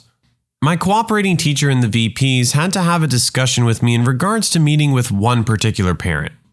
Basically, let my cooperating teacher do all the talking. Usually I'd be expected to take the lead as I'd been planning and teaching the course at this point for a while, because if we say the wrong thing, it's entirely possible that the kid will be showing up to school with bruises the next day. Apparently, the administration had already been involved with this individual and police multiple times before. In the end, everything turned out okay, as far as I know. I believe the student went on to graduate that year. Still something that sticks with me as a reminder that the profession isn't just lessons and grading. There's some real stuff that goes down occasionally. The dumbest parents I have experience with are really the ones I had no experience with. I generally have about 150 students at any given quarter, and parent-teacher conferences twice a year. I never get more than 6 parents. The past quarter was my worst ever. 1 parent showed up. What bothers me even more is that I teach middle school, an age group that really doesn't want to be in school, in an inner city district, adding even more to students' drive. A complete lack of interest in your kid's education is the dumbest thing I can think of. Not me, but from a coworker of mine. She informed a parent that her 3rd grader was struggling with multiplication and division. She suggested that the parent work with the child on these skills. The parent refused because she never learned how to multiply or divide. Therefore, it had no practical use and she didn't see the big deal. I had a 5th grader blow up on me, shouting and screaming in the hallway. This was sort of the final straw for him. He had a long history of verbal abuse of staff in the school, and he was suspended for 6 days. State law allows the parents to have an informal meeting with the teacher and the principal of the school. Mom and Dad come into this meeting with myself, the principal, and the guidance counselor. Principal introduces everyone. Mom interrupts saying she has a major concern that needs to be addressed immediately. She accused the principal of being an imposter and demanded that everyone in the room take out their driver's license to prove that we are who we say we are. We all refused and she batted about this for 10 minutes or so. Over the course of the next 45 minutes, she ranted about how the principal was an imposter and that this imposter principal, myself, and the superintendent were involved in a conspiracy to remove her son from the school. My first year of teaching, I had a student who was constantly sleeping in class. I called home about it and the mother said that he was always on his computer or watching TV at night and she couldn't get him to stop. I was only 23 at the time and didn't feel confident enough to tell a parent how to be a parent. But if that happened now, I'd calmly tell the parent to go into the room and remove the offending technology. I had a kid that was very angry, got in fights with kids and teachers and so on. I worked with this kid and we were making a lot of progress. His mom believes in not sharing your feelings and keeping things bottled up. So she told him not to talk to me about his feelings anymore. For a year, anytime I tried to talk to him, he'd say, "Mom says I don't have to talk about my feelings, so I'm not going to." And I'd patiently tell him, okay. He got progressively worse and had such a hard year that year. After he came back from summer, he came up to me and gave me a hug and told me thank you for helping him. The next year, he did amazing. I'm really happy for him. But his mom really stunted his growth with her own fears of being open and vulnerable. She never liked me and my hippie ways. I work as an assistant at an art studio and we have a 7-year-old with seizure syndrome. Except I'm pretty sure she doesn't actually have it. I think she only had 1 seizure once and her mom freaked out and had her diagnosed. Now, this little girl loved to terrorize her mother. She's told me that. She looked up at me with her big brown eyes and gigantic toothy smile and told me that she likes messing with her mom and making her angry because her mom is too protective and one of those hovercopter parents. So this little girl just jerks her mom every which way and it's hilarious because her mom is just like that. Overbearing, extremely protective, and really, really bossy. She'll tell the main teacher and I how to teach her daughter, how to draw, and how many colors to use, etc., etc., etc. But we don't have to retaliate or even say anything because her daughter does it for us. That little girl is fantastic. My uncle was a teacher in a school for troubled kids for about 10 years, elementary. One day, a kid starts talking about how the plants in Dare are all over his house. My uncle, being a longtime surfer and product of the 70s, didn't say anything at first. Then, during a parent-teacher conference, the parents are just being flat out uncooperative. "It ain't my son's fault. You failing him. That on you. He do his homework. I see him." "Ma'am, he needs more folk." "Nah, you don't know what you're talking about. How'd you even be a teacher when you don't know nothing?" "I know you're cultivating marijuana at the same home where your son lives." Boom. He said she got a look on her face that was just priceless, like she had just pooped her pants. Then he told her, "Get rid of the plants, today, and sit down with your son and help him with his work. Or else." My mother is a K-12 teacher for a charter school that does homeschooling with the teacher checking in and reviewing things about once a week. It's meant for students who have difficulty in the public school system, which can range from dropouts to super smart kids to non-English speakers, and parents who don't have the time to do full homeschool. I used to help with grading the math and science and stuff, so I have tons of stories. One parent during the school year kept taking her daughter on trips to different countries, and then asking my mother to extend her work. We're talking about 5 or 6 trips during the year. That would be fine if it was laid out at the start of the school year and they could schedule accordingly. But this parent would take these trips spontaneously. Like, "In a few days we're going to Russia, so she can't meet you next week like we scheduled 2 days ago." Another parent really peeved off my mother. 2 kids, brothers, both seniors, almost done with high school. All that was left was some sort of state testing done in a classroom. One brother shows up, but the other isn't there. My mom, the proctor for the exam, asks where his brother is. He replies, "He didn't feel like coming." She tells him that this is all he needs to graduate, so text him and get him to come here. He doesn't show. Halfway through the test, the kid's mother storms in the door, yelling at my mother, telling her off for making her son feel ashamed and humiliated. She flips a table over, no joke, grabs her son that's there, who looked like he wanted to die, keep in mind he's a senior, like 17 years old or so, and storms out of the door. Both brothers failed to get their high school degree as neither had completed the state test. The crazy mom then writes a scathing email to my mother's supervisor, talking about how she'd been lying to her, disregarding her problems and her children's education, and attempting to sabotage their chance at graduation. A 16-year-old freshman girl is constantly skipping class and starts failing at the beginning of the year. I call mother to inform her about missing class and missing grades. The mother puts me on speakerphone without telling me that the kid is listening on the conversation. I tell her that I'm concerned about the kid's attendance and seemingly poor academic habits. The mother blows up at me saying that I shouldn't worry about her attendance because it's not my business. She then says that she's self-employed and frequently far from the school and can't take the time to deal with her daughter's school issues. She later transfers out of my class to another teacher's. She failed the class anyway. My mom is a kindergarten teacher. Just a few months ago, one parent asked her if it was all right if she came in and gave the kids henna tattoos for a Christmas party. My mom decided to give the kids permission slips in order to participate and mentioned that the tattoos would be about the size of a nickel and would be holiday themed. Another parent, upon reading the permission slip, came into the school and complained to the principal that my mother was trying to turn the kids Muslim. The principal essentially told her she was a moron and to screw off. Not me, but a situation that happened in my school. We get a new student the last week of May with only 4 weeks of school left. In this school year, this student has only attended 2.5 weeks of school due to school anxiety. He has a whole team of professionals, his mother, and a one-on-one aide that works with him. This is also his 3rd school, kicked out of his 2 previous ones, and he's in 2nd grade. He had a generally good first day. Fist bumped his teacher, did a little bit of stuff, then went home and told his mother that it was the worst day of his life. Mom comes to school all up in arms about how we're ruining her precious little snowflake.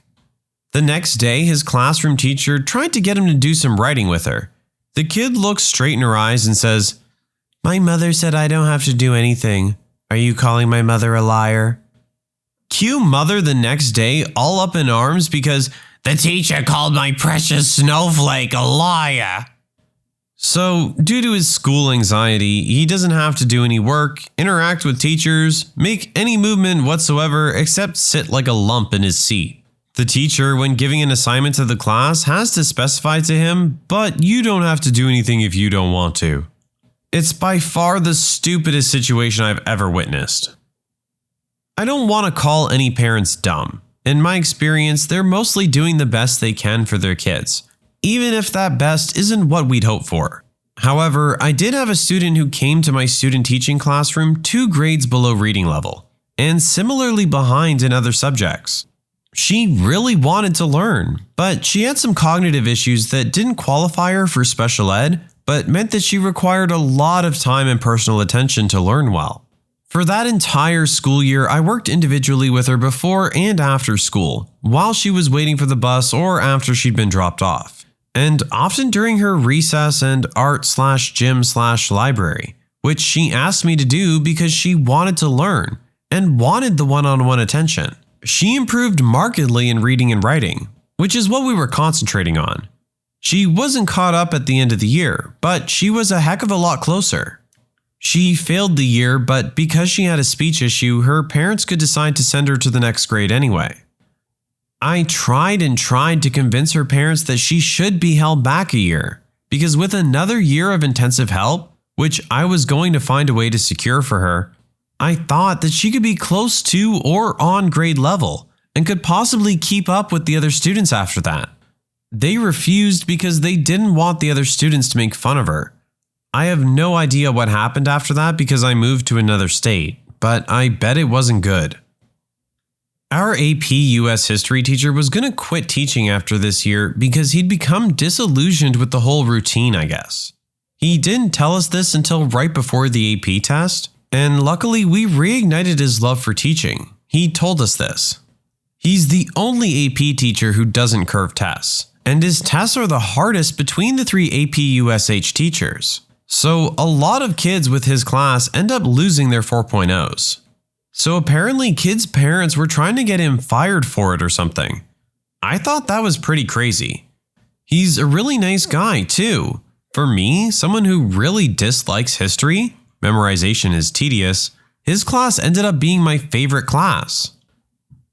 I used to work at a daycare for kids aged 18 months to 3 years. There was this one little 3-year-old boy that used to call all the teacher stupid B words and C words. He also had extreme anger problems that led to violence towards the other kids. He would often hit, kick, spit, and choke out other kids.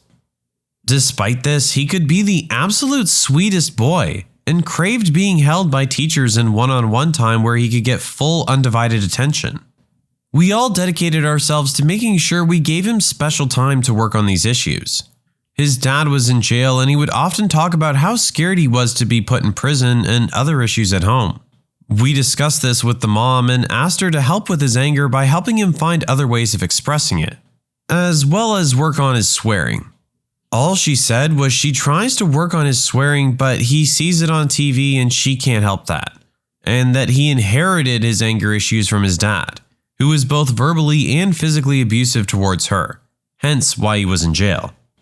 It was so frustrating to work with a woman who didn't think she could control what her 3-year-old son watched on TV and was resigned to believing her son's anger could not be controlled because of his dad. As a 3-year-old, he was mirroring actions he had seen, and she didn't understand that by teaching the child proper behavior and outlets for his anger, it would drastically improve. Once dad got out of jail, she pulled her son from school and moved to another state with the guy. I don't know if this is really dumb, but weird, I guess. I worked for a while as the assistant band director at a private high school, and one night after a football game, the director and myself were sitting in his office talking. One of the members of the band booster organization came in and closed the door and asked to talk with us. We agreed and gave him our full attention. He then explained how he had a marvelous plan that would help recruit for the band, which was to fix the election for homecoming queen. He told us that we could send mailers to every senior male, only senior males got to vote for homecoming queen, encouraging them to vote for one specific band girl, chosen by the band director, of course, and also some kind of incentive such as coupons or monetary contribution. The band director and myself shared puzzled looks over his incredibly thought-out plan on how to fix the homecoming queen race. He was convinced that through this, we would raise awareness of the band program and then our numbers would skyrocket. We didn't tell him no, but we didn't tell him yes. Instead, we told him we'd think about it, and he left the office. After he left, the band director looked at me and said, "What the heck? No." I remember being 10 to 12 and having a student-led conference. It was going really well. Awesome grades, lots of friends, but I noticed a woman was being really mean to one of the teachers. And when my parents were talking to my teacher in private, part of the conference, she screamed, "My son is smarter than every kid in this room. This work is just not what he was made for. He deserves better." I went to a $30K a year private school and her son was very obviously disturbed in some way.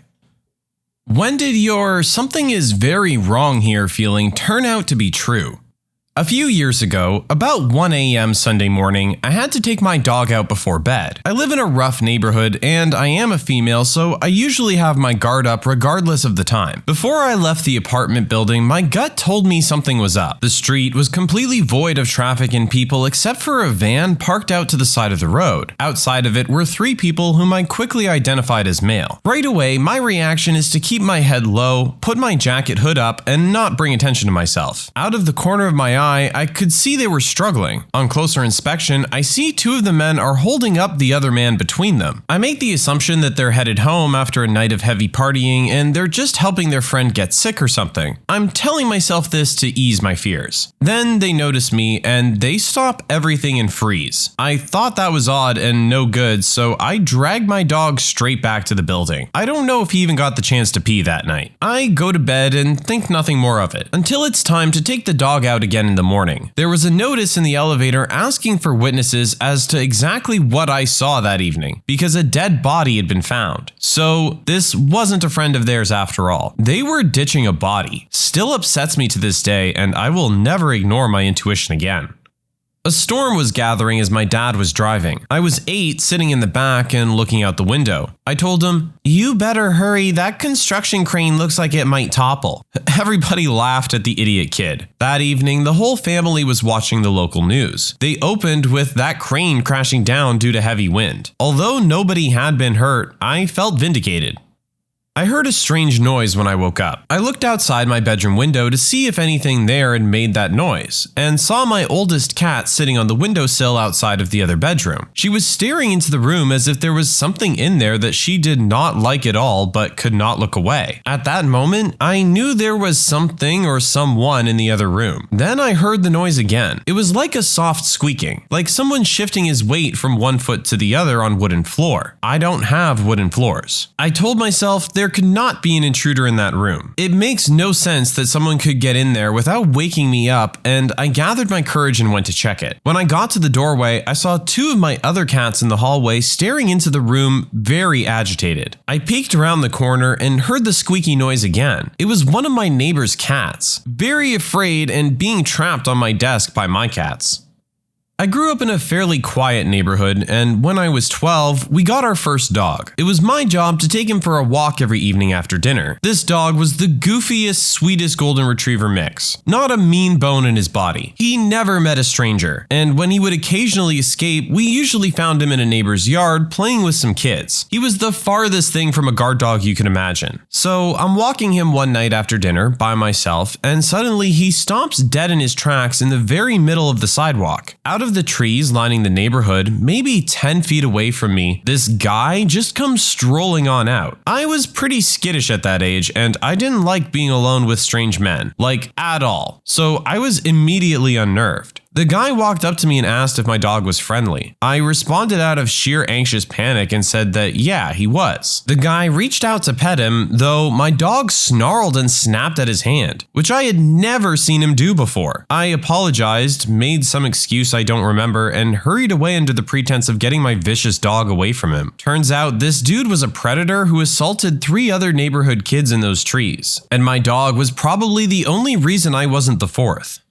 When I was in university, I was walking home from the bars in the Bywood Market in Ottawa with my roommate at the time. It was about 2:30 a.m. and we were looking forward to getting home and ordering some pizza when we came across 2 guys and a very drunk girl. Initially, we didn't think anything about it because it was a pretty common sight on a Friday night. But as we walked behind them for a few minutes, we noticed how out of it she was. One of the guys was essentially carrying her and her clutch was loosely dangling from her limp wrist. Our street came up, but instead of turning down it, we decided to see what was going on. The guys explained that she was one of their girlfriends and had had too much to drink, so they were taking her home. We asked them a few more questions. What bar they were at, where she lived, if she was an Ottawa U student, etc. They gave pretty convincing answers, but all the same seemed really uncomfortable and wanted us to go away. During the conversation, the guy holding his girlfriend shifted her position to get a better grip, which caused her arm to dangle down and drop her clutch. Before they could move, my roommate grabbed the clutch and took out her ID. My roommate then asked if they knew her first and last name along with her birthday. This is where things changed. The other guy got really aggressive and confrontational while the other was silent. They didn't know her name or birthday. I then pulled out my phone and called the police. The guy dropped her and they took off running. We waited with her for about 10 minutes until the police and EMS got there. We gave a statement but did not have much to go on other than their descriptions. Police told us they suspected she'd been dosed and that she was lucky we happened to be walking behind her. Pretty scary stuff.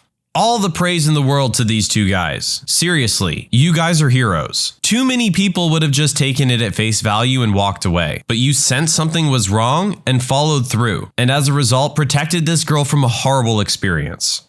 Got off the subway at night. There was one other person about a half a block behind me on my route home. This is a totally normal thing. Has happened thousands of times. Totally normal looking dude. Not even following me closely. I had a bad feeling. Such a bad feeling that when I turned the corner on my way home, I broke into a dead sprint and hid behind a dumpster in the shadows partway down the street. By the time he came around the corner, I was well hidden and could see him from my hiding place. As soon as I saw his reaction to the fact that I wasn't there, I knew I'd been right to hide. He started looking for me, muttering to himself. He went up and down the street, looking around corners. I hid and held my breath until he was gone. It was terrifying. I'm so glad I had that sudden, inexplicable impulse to hide and listen to it.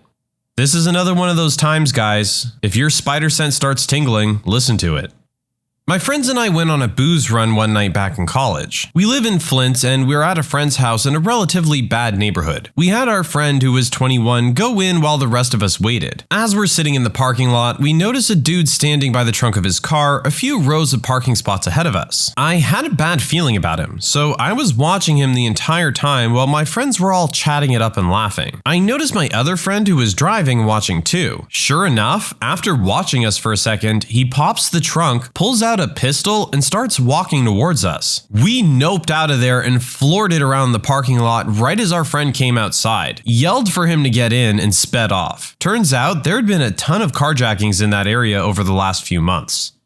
Not me, but my mom. When I was about 10 years old, I got invited to spend the night at my really good friend's home. My mom said no. I begged her to let me go, but she was adamant that I couldn't. She said that she just didn't feel right about it and that no amount of pleading was going to change her mind. A few weeks later, my friend's dad was arrested for possession of illegal explicit material. After he went to trial, it was found that he had abused several young girls. He would have his daughter invite them over for a slumber party and then prey on them when they went to sleep. If my mom hadn't trusted her gut feeling, I could have been one of his victims.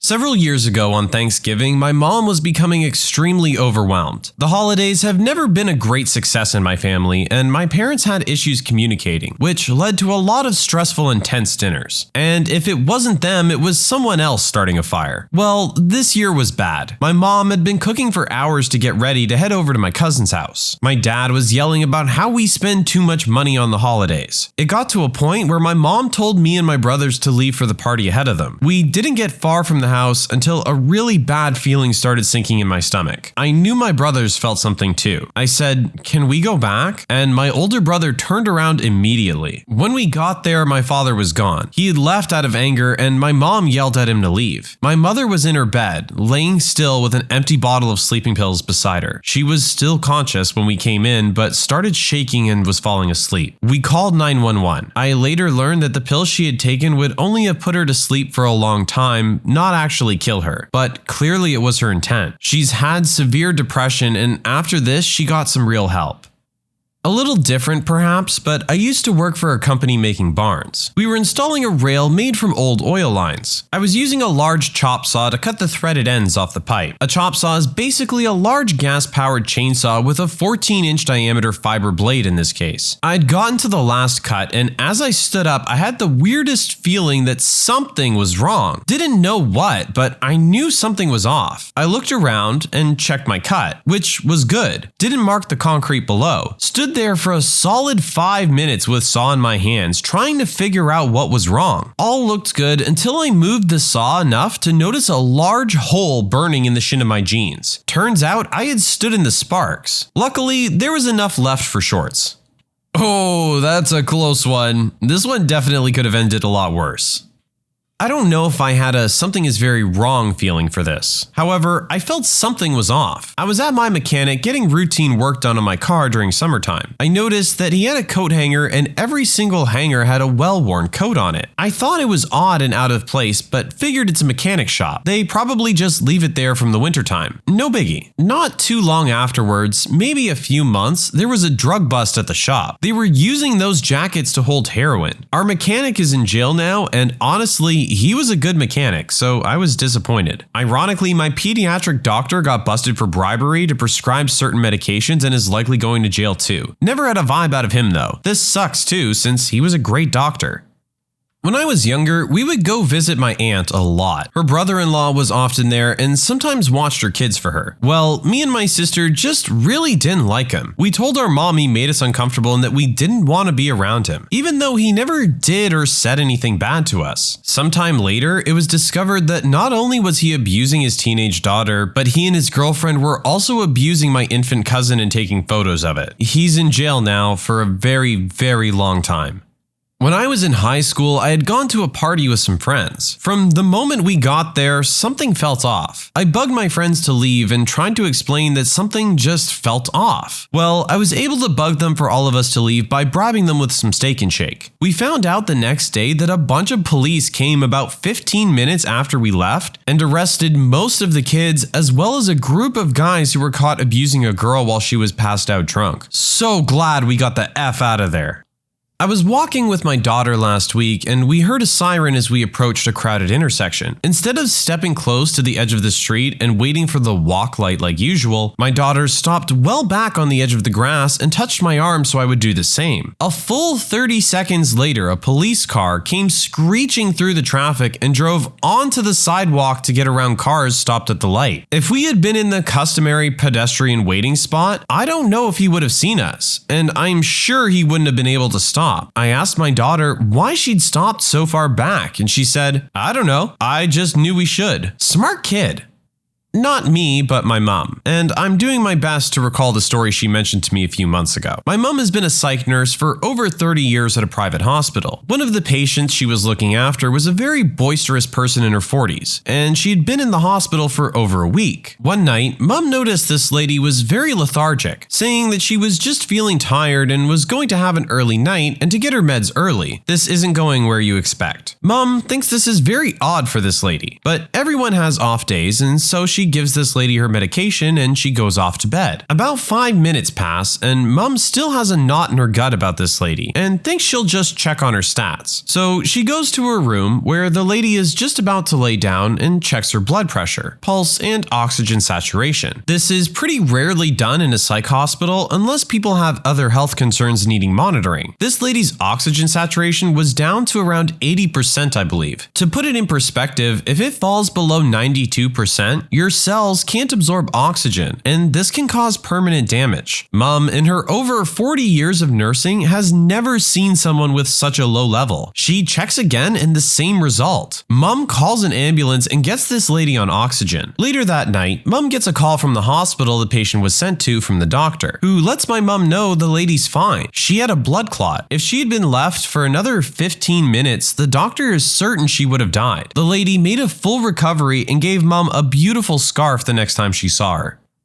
I have two. First, when I was 5, my late grandma was staying with us. One night, I woke up to some noise and found my parents and grandma up. She told me to be quiet and I realized that there was someone trying to pick the lock on our flat's door. While this is happening, my father was loading his shotgun and telling my mother and us to keep away from the door. He opened the door suddenly and tried to hit the guy with the stock of the shotgun. He started to run and my father after him, but he got away. Later that night, I learned that my grandma couldn't fall asleep, feeling there was something wrong, and then heard what was going on at the door and woke my parents. And when I was in high school, she had a stroke and lost the ability to speak. Because she was illiterate, it was hard for us to understand what she was trying to say. One day, I went to school after preparing her breakfast as usual. When I arrived, there was this urge telling me to go back home. I tried to pass it as boredom, but it got to a point where I felt very agitated and told my friends I'm going back home and left. When I was walking back home, I found my grandma wandering around without anyone. I asked her what she's doing. She pointed out like she's out for a walk, but I knew back then she couldn't find her way back without anyone because of her stroke. So I walked with her for a while and we returned back to the house to very worried parents. This was before cell phones. I've never believed in the supernatural. I'm not a religious person, but I experienced this. I don't know what to call it.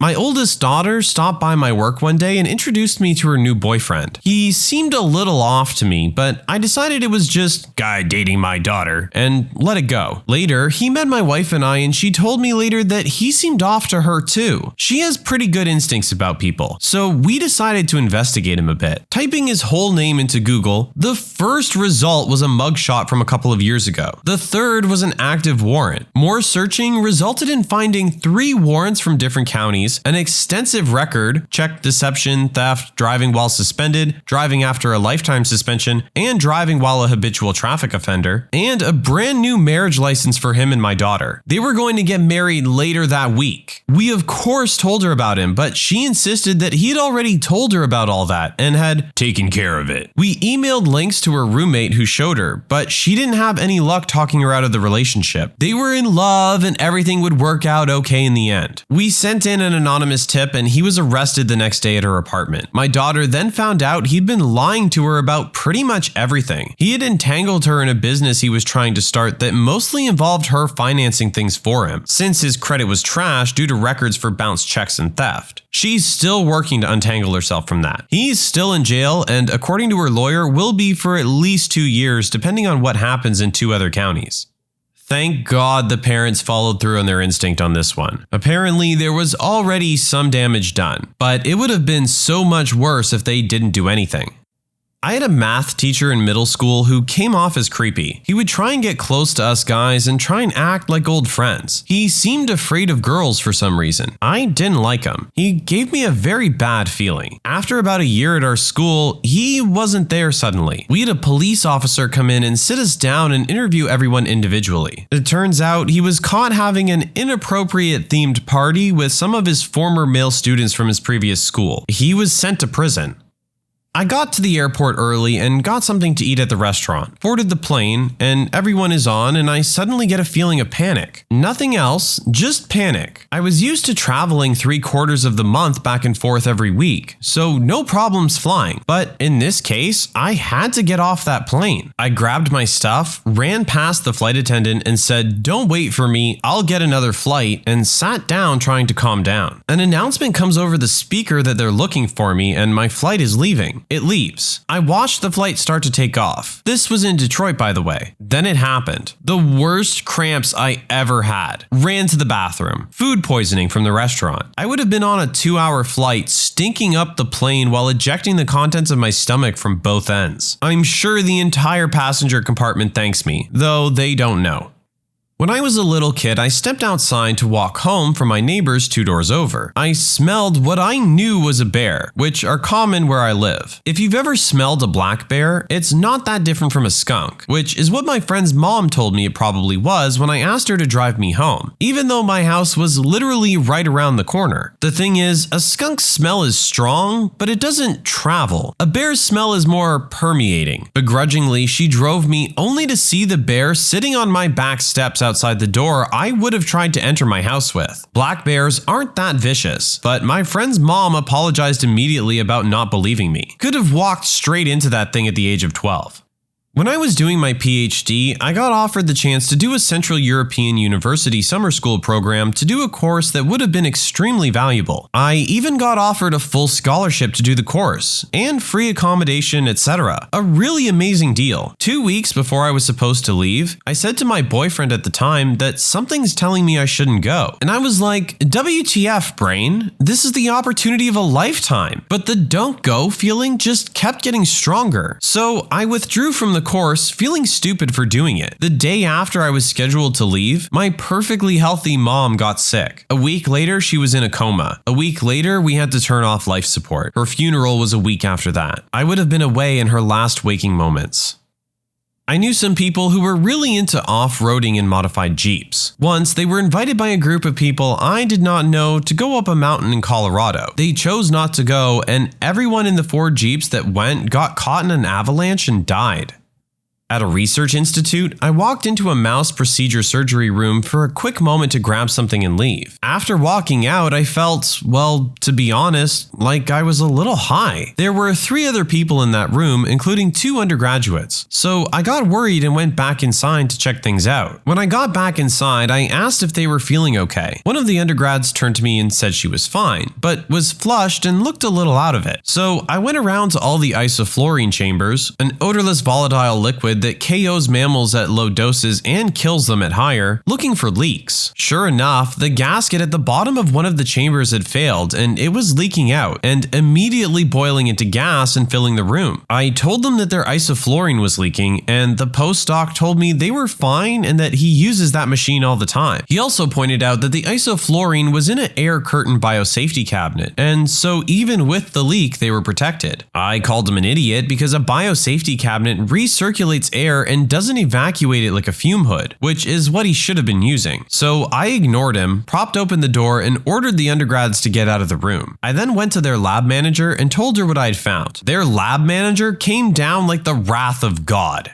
Reddit, tell me your glitch in the Matrix story. I'm talking weird occurrences, coincidences you haven't been able to easily explain. I'll start. We have a breakfast laid on at work every morning. Just a simple buffet of eggs, bacon, what have you. Nothing huge, and it's really only to feed about a dozen people or so. I'm usually one of the first guys from my team to get to work, and the kitchen was deserted as usual. I walked into the little kitchen, and there was a ceramic egg tray thing with 12 eggs in it, like the bottom half of an egg carton with a socket for each egg. All spaces are filled with warm, freshly boiled eggs. I take one, walk over to the garbage bin, shuck the shell, then I walk back over to the food and stop dead. There are 12 eggs in the tray again. No one entered the room while I was peeling the thing. I touched the mystery egg, and it was the same temperature as the other eggs around it. Not a big thing, nothing major, but something very strange, given one does not get presented with strange eggs from a parallel universe every day. I peeled and ate that one too. When I was around 20, a few years ago, I kept having dreams about a woman with long black hair named Aurora. They were different dreams, but for some reason, her distinct face and name always ended up in them. It got to a point where I would wake up frustrated and confused, trying to Google her name or find out how I was connected to her. After a few months, she stopped showing up and I dismissed it, thinking my brain was just being a scumbag. Fast forward a few years later, Halloween 2009. I'm in the car with a friend stopped at a gas station. I'm about to pull out and merge onto a highway when I get a phone call from a random number. So I stopped the car, but no one answered. There was a person behind me who grew impatient, honked at me, and then swerved in front of me instead of waiting for 2 seconds for me to move. Second they get on the highway, some silver Civic loses control of their wheel and crashes into the car that swerved in front of me. I called the cops and waited at the gas station for them to come. Turns out the drivers of both cars had died. It 100% would have been me if I hadn't have gotten that phone call. Called it back a few hours later out of gratitude and curiosity. Rang 3 times and went to voicemail. Hi, you've reached Aurora. Please leave your name and number. Never had goosebumps like that in my life. Called it again the next day because I was that confused about the whole situation. Some woman answers and we get to talking. I tell her my entire story, including the dreams I had. She tells me she doesn't know how I got her number and that she never called me as far as she remembers. Weird. Ask her if she has a Facebook to confirm if she is in fact the woman in my dreams. Check her Facebook? Holy crap, it's her. If that's not a glitch in the Matrix, then I'm just crazy.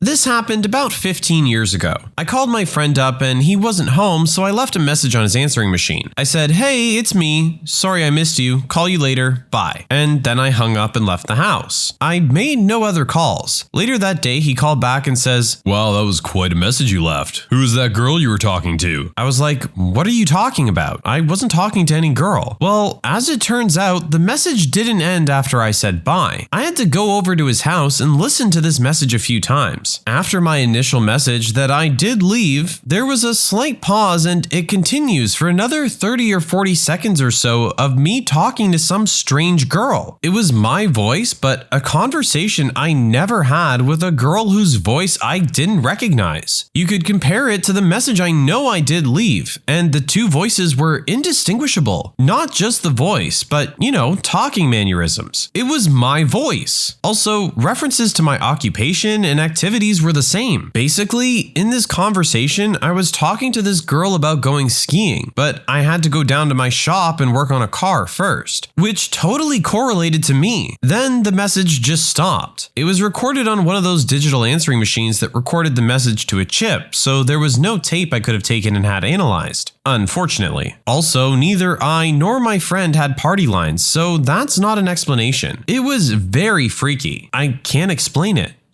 Driving home on a stormy day, I see that a side road up to the local golf course is blocked off by flashing barricades. I also spy a Mercedes parked past the barricades with its hazards on. I stop and walk up to the car to see if they need any help. I'm an EMT. I shine my light in the back seat to see a man slumped over, apparently asleep. Thinking I've got a few drunks, I move up to the driver window and rap on the glass and shine my light in. The driver is sitting bolt upright, unmoving, staring straight ahead. My window rapping or light doesn't cause him to blink, flinch, or move. I look over and the passenger is slumped forward onto the dash. This begins to creep me out. I call down to the sheriff's station and request a unit to come up to my location to help me check them out, since the doors of the car were locked. While on the phone, I walk back to my truck to get my go bag. As I'm on the phone with dispatch, she asks me to get a license number for the car, just as a massive truck comes rumbling down from up the closed road. I move to go around the truck to get the plate number, and the car's gone. I talked to the driver of the truck and he said there was an 80-foot tree down across the road and that he didn't think it'd be open for a day or so. The question is, where did the car go? Tree up one way, barricades down the other. It's kept me a bit unsettled when stopping at accidents and hazards since then. This happened to me in the 3rd grade, and it scared me so much I started crying and had to go to the office to talk to the principal about it. I was in the hallway for misbehaving, and my neighbor, Tad, a year younger than me, came walking out of a class to my right, passed in front of me, and headed down some stairs. We said hi to each other. About 20 seconds later, he walked out of the same class, passed in front of me, and headed down the stairs. I just stared at him, confused and afraid, and he looked back like, "Why are you looking at me like that?" I never realized how much it was like the Matrix deja vu. At 12 years of age, my mom let me stay in the truck as she went grocery shopping. As I wait, I see an old guy walking towards the truck with an indescribable look at me as if I know too much. He stops 5 feet from the truck, looks at me for a couple of seconds, and heads back the exact way he came. It was rather traumatic for some reason and very confusing at that age. 5 or 6 years later, my dad was showing me home videos of us at Yellowstone. At Old Faithful, I noticed the same guy, same look, same clothes, peering at us on camera and at me through the TV. I'm freaked out just telling this.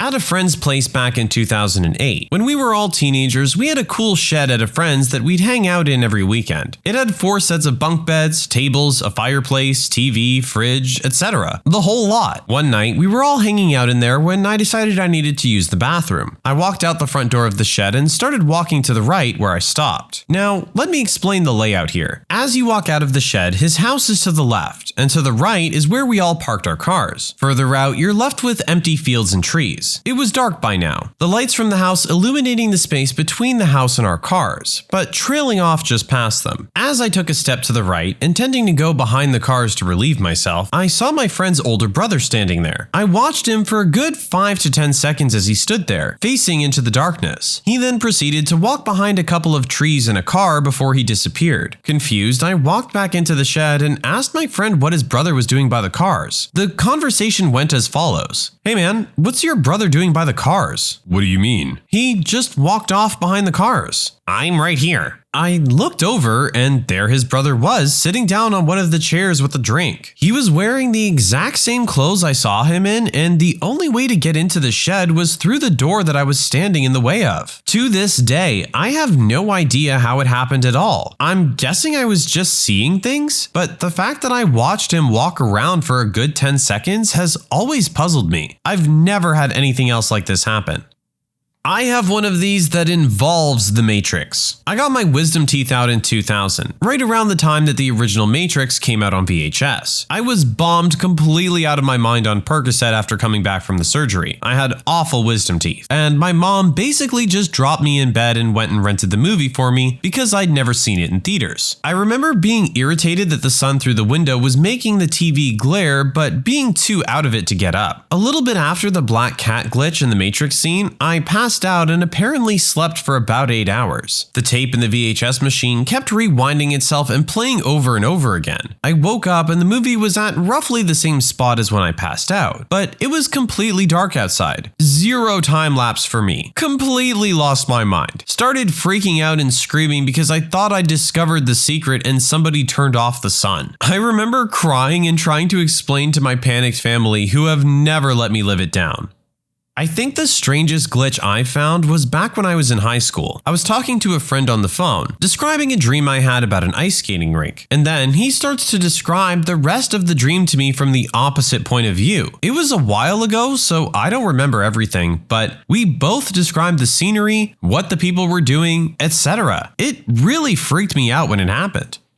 My dad has this little toy monkey that he used to call his favorite child and tease me and my siblings with it. Not in a bad way, but it was really frustrating to us and we spent hours trying to steal it from him. Well, anyways, one day we got it and threw it in the garbage after drawing on it and mangling it for a bit. My dad laughed and searched for it for a bit, but basically figured we'd thrown it out and gave up after a week or so. Anyway, a few years later, when I was about 17, I'm walking down the street in Toronto. I don't live in Toronto, was just visiting friends, and see this little orange object on the side of the road. When I walk over to it, I pick up and see that it was the exact same monkey. It even had the black Sharpie lines on it from when we drew all over it. I honestly cannot even come up with the chances of that happening, especially considering our garbage is sent to a local dump and is nowhere near Toronto. I actually took it with me and killed it with fire just so I knew it wouldn't come back again. I had a friend in high school. Let's call him Bob. Bob was a very nice fellow, and while we weren't that close, we had similar tastes in music and we'd share CDs. This is the late 80s, way before file sharing. Anyway, we eventually graduated and I moved several hundred miles away to college, and we lost touch. When I left for college, I had one of Bob's CDs still in my possession, Beat by King Crimson. Fast forward 10 years. I'd graduated college and was knee deep in my career, and finally saved up enough money and bought my first house. In the new house and while unpacking, I see the CD in a box. Hadn't noticed it in many years and thought, gee, I should really track down Bob and return this. Right then, the doorbell rings. It's Bob, and he says, "Hey, you wouldn't happen to still have my King Crimson CD, would you?" I look down, I'm holding it in my hand. I hand it to him and his mouth drops open. Mine probably already is. We exchanged pleasantries and I probably asked him how he found me, but I no longer remember. He eventually takes off. I haven't seen Bob since. I was a satellite installer and I was driving between two small towns in North Carolina, Statesville and Taylorsville. It's about a 20-minute drive of a perfectly straight 2-lane road with pretty much nothing but trees on either side. It's the middle of the day and I'm driving along listening to Howard Stern on Sirius when all of a sudden I go from wide awake to falling asleep, meaning 1 second I'm normal and a second later my head is drooping down and eyes closing. And what snaps me out of it is my car bounces like it just hit a speed bump, but I'm still in the middle of the road. Howard Stern is still in the same sentence, but my GPS signal says it's lost. And then I hear recalculating. And when it comes back, I realize I'm about 12 miles further down the road than I was, and I'd missed my turn by 5 miles. My immediate thought, even though I consider myself a level-headed atheist, was that I fell asleep, hit a tree, and died, and was now in some weird afterlife. It was such a strong feeling that I drove to the nearest gas station, got out, headed inside with sweaty palms, feeling that the cashier inside was not going to be able to see me. To my relief, she did, and I bought a Red Bull. I still think I was hypnotized by the road and drove on some weird autopilot for a while, but losing the GPS signal and not missing any of Howard Stern is unexplainable to me. I even used the Sirius ability to rewind, and there was none of the show that I missed. I used to work in a building that had 3 levels of sub-basements, with the piece of lab equipment I typically worked on in the lowest basement. I had the only key. There was a wired phone in there and I did work late some nights, but not this night. I was sleeping alone in my apartment when I woke up to a call on my cell phone from my girlfriend at 3 a.m. She was in hysterics asking why I scared her. Apparently, she received a call from that basement phone just a minute earlier, with someone who sounded like me slowly repeating her name until crackling and fading out. My apartment was 10 miles away from work. I thought she was lying, but I saw the 3 a.m. call from the basement phone logged on her cell myself. Still freaks me the heck out. My friend used to put up a recurring away message back in the day when everybody had AIM. She was a Beatles superfan and put up a sentiment from John and Yoko, Acorns for Peace. Well, one day I was walking around my college campus thinking about it, but failing to remember the full quote for some reason. In my mind, I kept thinking, something for peace. Something for peace. What the heck is that message anyway? Right then, some chick on a cell phone walks by me and screams, Acorns! I realize this is not a super freaky story, but it made my day at the time. It's not every day someone screams out acorns in your vicinity at the exact right time. I have 2 stories that are just super weird. Both of them are things I would just not believe if someone else told them to me, but I can swear with every fiber of my being that they happened as I write them here. The first happened a couple years ago. I can't remember the occasion, but my mother and I had gone to A&W for lunch, and we were both sitting there eating our meals. We happened to be seated pretty close to the washroom doors, so I noticed everyone who was going in and out. First person to come out is this old man who's kind of hobbling along. He walks past and I looked at him and went on with my meal. Not 30 seconds later, another man comes out of the bathroom, and at this point, I get a little freaked out because I realize it's the exact same person. Same limp, clothing, face, everything. A couple minutes later, the same thing happens, except it's an old woman this time. She comes out, then 30 seconds later, comes right out of the bathroom again. My mom took a look at me and said, "You look like you've seen a ghost." I just kind of stammered a bit, then wrote it off as me being crazy. The second story is more weird in my opinion, and the single strangest occurrence of my life. This happened when I was about 9 years old, but I can still remember it vividly. We were visiting family in Nevada with my dad, and they lived out in a very dry area in a fairly good-sized trailer. A couple days in, I was playing with my cousin, pretty much just messing around in the dirt. At some point, I look up. Right next to the house is field, I guess, surrounded by wire fence, probably originally for livestock. But anyway, there's this guy standing there. This is a good 300 or more feet away, so I can't see him clearly. Cue the weird. As soon as I look at this guy, I have what I can only describe as an out-of-body experience. My body pretty much just went into lockdown and I was no longer seeing through my eyes. And I wasn't just floating there or anything. I was in that man's body. Through his eyes, I could see 2 little shapes playing across the field, but I could just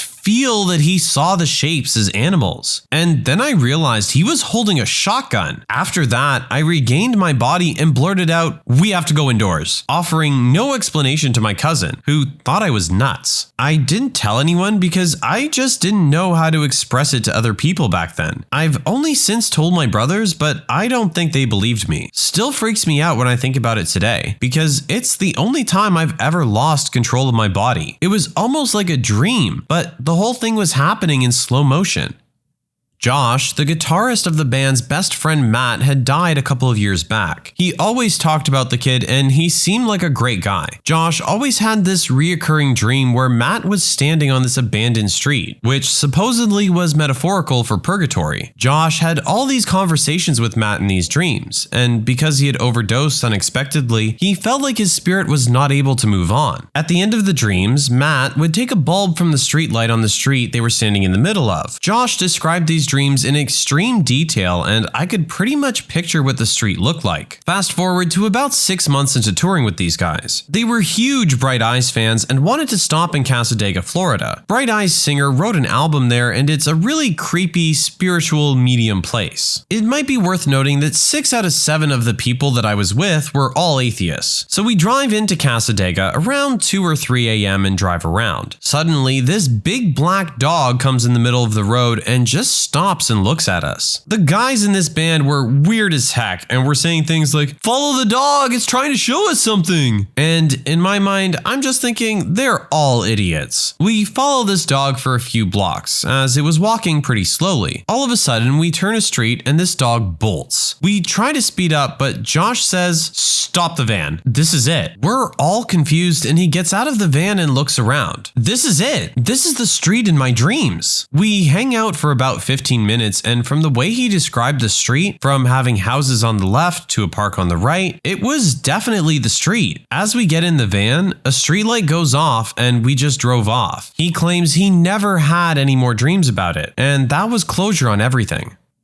My dad used to get up around 3 a.m. every morning for work. Starting at a very early age, I would wake up on my own and wander downstairs to see him before he left. One morning, when I was about 4 years old, I made it to the bottom of the stairs and noticed that the front door was ajar. I opened it up and saw my father in his favorite work shirt making his way down the driveway to his truck in his typical work outfit, plaid shirt and dickies. I swung the door open wide and yelled for him to come back for a hug before he left. He slowly turned around and just stared at me and started walking back towards the house. He was looking so strangely at me that it started to scare me, and I began crying and asking what was wrong. Just as he had almost reached me, a pair of arms encircled me from behind in a big bear hug. I turned my head to see my understandably freaked out father staring at his doppelganger in the same outfit. The double took one look at my dad and ran down the driveway. Meanwhile, my dad yanked me in the house and locked the door. Weirdest morning ever. Never did quite figure that one out. I would not trust my 4-year-old memory of the event if it wasn't also witnessed by my father. He won't really talk about it to this day, but my mom has told me that he called out of work and she spent the day reassuring him he wasn't a nutcase.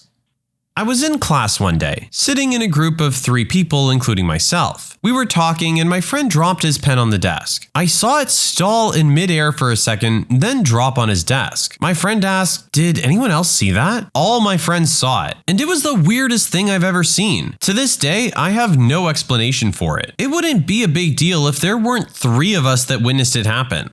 Runaway brides of Reddit, what's your story? What was the final straw? How last second did you leave?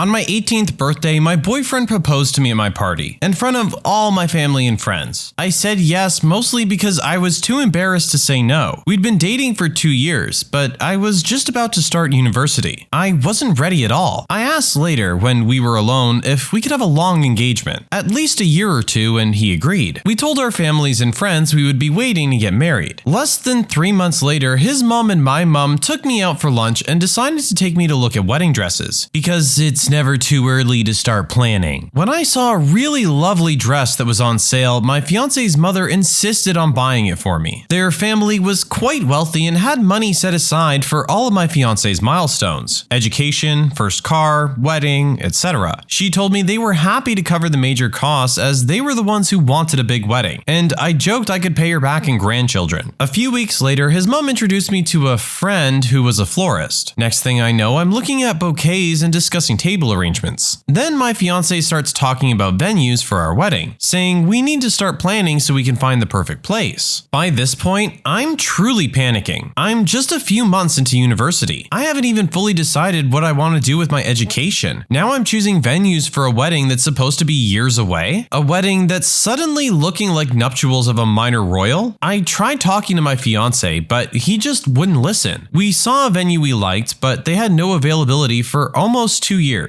So we booked it and I could finally breathe again. I had 2 years to get ready for my big fat crazy wedding. Then the venue had a cancellation for less than 6 months away, and my fiance accepted it without telling me. Just canceled our future date and took the one that was now available. Then he arranged the entire wedding with the help of his mom and mine, damn her helicopter ways, before telling me. When he told me everything was booked, I went mental. His reaction was that he'd gone with all of my choices regarding catering, venue, flowers, etc., and so I should be grateful that he dealt with all the stressful stuff. All I had to do was turn up. When I explained that I didn't want to get married in 6 months' time and that this was the 3rd or 4th time I told him I wasn't ready for marriage yet, he told me that I was being childish and that the invitations were at the printer, so it was too late to change my mind. I finally realized that he was manipulating me, so I gave him the engagement ring back and told him I didn't want to see him anymore. I told my family and friends, cried a lot, changed my number because he wouldn't stop calling, etc. 2 months later, my mom got a call from his mother because she hadn't been able to get in touch with me to arrange dress fittings and finalize bridesmaids. He hadn't even told them we split up. My mother explained everything to his mother and figured that was that. The following week, she had the audacity to present my family with a bill for half of what they paid out for the wedding. It came out to thousands of pounds. They'd booked everything, right down to the cake and the favors, without telling me and wanting me to pay.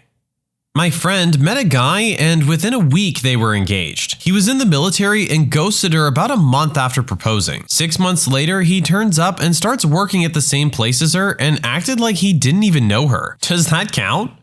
I was 17 at the time and still in high school. Met an alleged army guy, pre-full swing internet, so no way to really check, and we hit it off. I was young and fell in love with guys real fast, so when he proposed, I was ecstatic. The red flags were there. He asked my parents for permission. He proposed loudly at a pizza shop, which socially would have been too awkward to say no anyway. He didn't have his own place. I never met his family, and I never saw any evidence of being in the military. Cue a few weeks later, we had a fight because he called out his sister's name during sex. He then told me that everything would be fine because he was going to take me to Kentucky to live on an army base. He also told me he wanted me to be barefoot and pregnant most of the time. Ha ha ha. We were going to get married and leave the day after I graduated high school. I did some real soul searching. I became withdrawn and quiet. I was visiting my Nana one day and she asked me, "Are you in love with him or in love with the idea of a wedding?" And just like that, the bubble burst. I cried and broke it off with him 2 weeks before I graduated. Apparently, he'd already booked the justice of the peace, but he got married anyway 3 weeks later with the same ring he gave me. Poor girl. I wish I knew her so I could warn her. Had a friend that didn't know she was the bride until she was halfway down the aisle. Her parents had arranged a marriage for her, common in her culture, and had told her that the family had all been invited to a cousin's wedding. My friend was told everyone was going to be wearing white for whatever reason. I don't remember. They arrived at the church just before the bride was scheduled to walk down the aisle. My friend, thinking they're late, wanted to slip in and stay in the back. Her father, however, takes her arm and they start walking up the aisle. It isn't until they're halfway up that she stops and realizes as everyone is looking at her and smiling and crying tears of joy. She turned to one of her aunts in the pew next to her and asked them who was getting married. The whole church went silent, and then the aunt looked at my friend's father and said, "You can't be serious. You planned a wedding for your daughter and just expected her to go along with it? Have the two of them even met? Did you seriously think this would work?" The whole room was then chattering about them, and the father just cleared his throat and told his daughter to keep walking. Luckily, the aunt grabbed my friend first and pulled her into the pew, pushed her past the row of people, and they both ran out of the church. Her parents disowned her after that, and she moved in with that aunt. At least she had one person in her family who was looking out for her interests. A woman I briefly dated was a runaway bride. Her ex never hit her but constantly belittled her and was basically emotionally abusive. Your standard kid, telling her she was lucky he wanted her, that she could never find anyone better, that she was ugly but he dealt with it, etc, etc, etc. She was a smart kid, was a medic in the military, saving dozens of lives in Pakistan. But emotionally manipulative people can get anyone if given enough time, and he got her. On her wedding day, her dad, who wasn't usually in the picture, having divorced when she was a teen, was having a conversation with her in the ready room, and got concerned when she started repeating a lot of the things her fiancé was saying to her. She said that she was mid-sentence when he stood up and said, "Let's go to Dairy Queen," out of the blue. When she was little, they often went to DQ and talked over ice creams. She took a second, agreed, and they left to go to DQ. But he drove 3 towns over, and they sat and talked over ice cream for hours while her phone rang the battery dead in the car. She said she felt like a huge weight was lifted and felt bad that her friends and family were waiting for her, but they would all understand later. He eventually got back to the church and told the bridal party it wasn't happening, and got his buddies to come and move all her stuff out the next day. She said that while her dad wasn't the best father in her teens, he was the best dad anyone could ask for that day. We dated for a couple weeks before we figured out we weren't a good match. We parted amicably, but I haven't talked to her since. Not me, and I'm not sure if it counts as a runaway, but my sister broke up with her fiancé 4 months before their wedding, which was already planned and paid for. I'll be honest, I don't know the full story. Even now, 18 months later, she still hasn't fully opened up to us about it. But I never really liked the guy. He was nice enough, but he absolutely could not handle his drink. He could never have a little drink. No, he had to drink the whole bar every time, then would come home and puke up over the entire house. He then had the audacity to complain whenever my sister would go out with her friends just for a couple drinks, to the point where he eventually just stopped letting her go out altogether. His family was an absolute mess as well. His mom and stepdad were pretty cool, but they moved to Canada to pursue their dreams, leaving my sister and her fiancé in the hands of aunts and uncles who did not approve of her at all. His little brother was on-off with his teenage girlfriend he eventually knocked up, and who was always trying to one-up my sister too. Eventually, as far as she's told us, she just felt trapped by the guy. She was prohibited from hanging out with her friends and was forced to go to family events with people who despised her. He made her distance herself from us, which I think was painful for her as she essentially missed quality time with her new nephews at the time. He basically controlled every aspect of her life. Anyway, she unceremoniously dumped him on New Year's Eve and canceled the wedding then and there. I don't think she ever saw him again after that. She was always out when he came to collect his stuff. Obviously, his family weren't too happy about it and harassed her for months. She became depressed and needed medication, but it was my family that had to foot the wedding bill anyway. They were just glad to have their daughter back. My dad was a runaway groom, broke it off 3 days before the wedding, mid-1970s, so he was in his early 20s. His fiancée, not mom, obviously, and her mother pressured him into proposing, which he did with my grandmother's ring. He also felt society sort of demanded it. It was more common to marry at that age than it is today. Deep down, he knew she simply wasn't the one, but figured maybe all men felt that way before a wedding, so he ignored that and hoped his feelings would change. Months passed and the wedding was all planned out. When relatives and friends from out of town began flying in for the wedding and gifts were arriving, reality hit him hard, and he, to quote Joe Bluth, realized he made a huge mistake. He sat my grandma and grandpa down and said, "Guys, I don't want to do this." They were proud of him for being honest and actually sort of thrilled. It turns out they hated her guts, but they told him he needed to immediately tell her face to face. And so my dad did. Like a scarred war veteran, he refuses to tell me the details, but said it was the most most gut-wrenching conversation/argument/hell he had ever experienced. But he ended it. Of course, this was the 1970s. You can't just announce the wedding is canceled via a text or Facebook message, which a friend of mine did. My dad took the responsibility of calling every single invited guest to tell them the wedding was off. Even more, he personally returned the gifts to the people who sent them. His fiancée sold my grandmother's ring.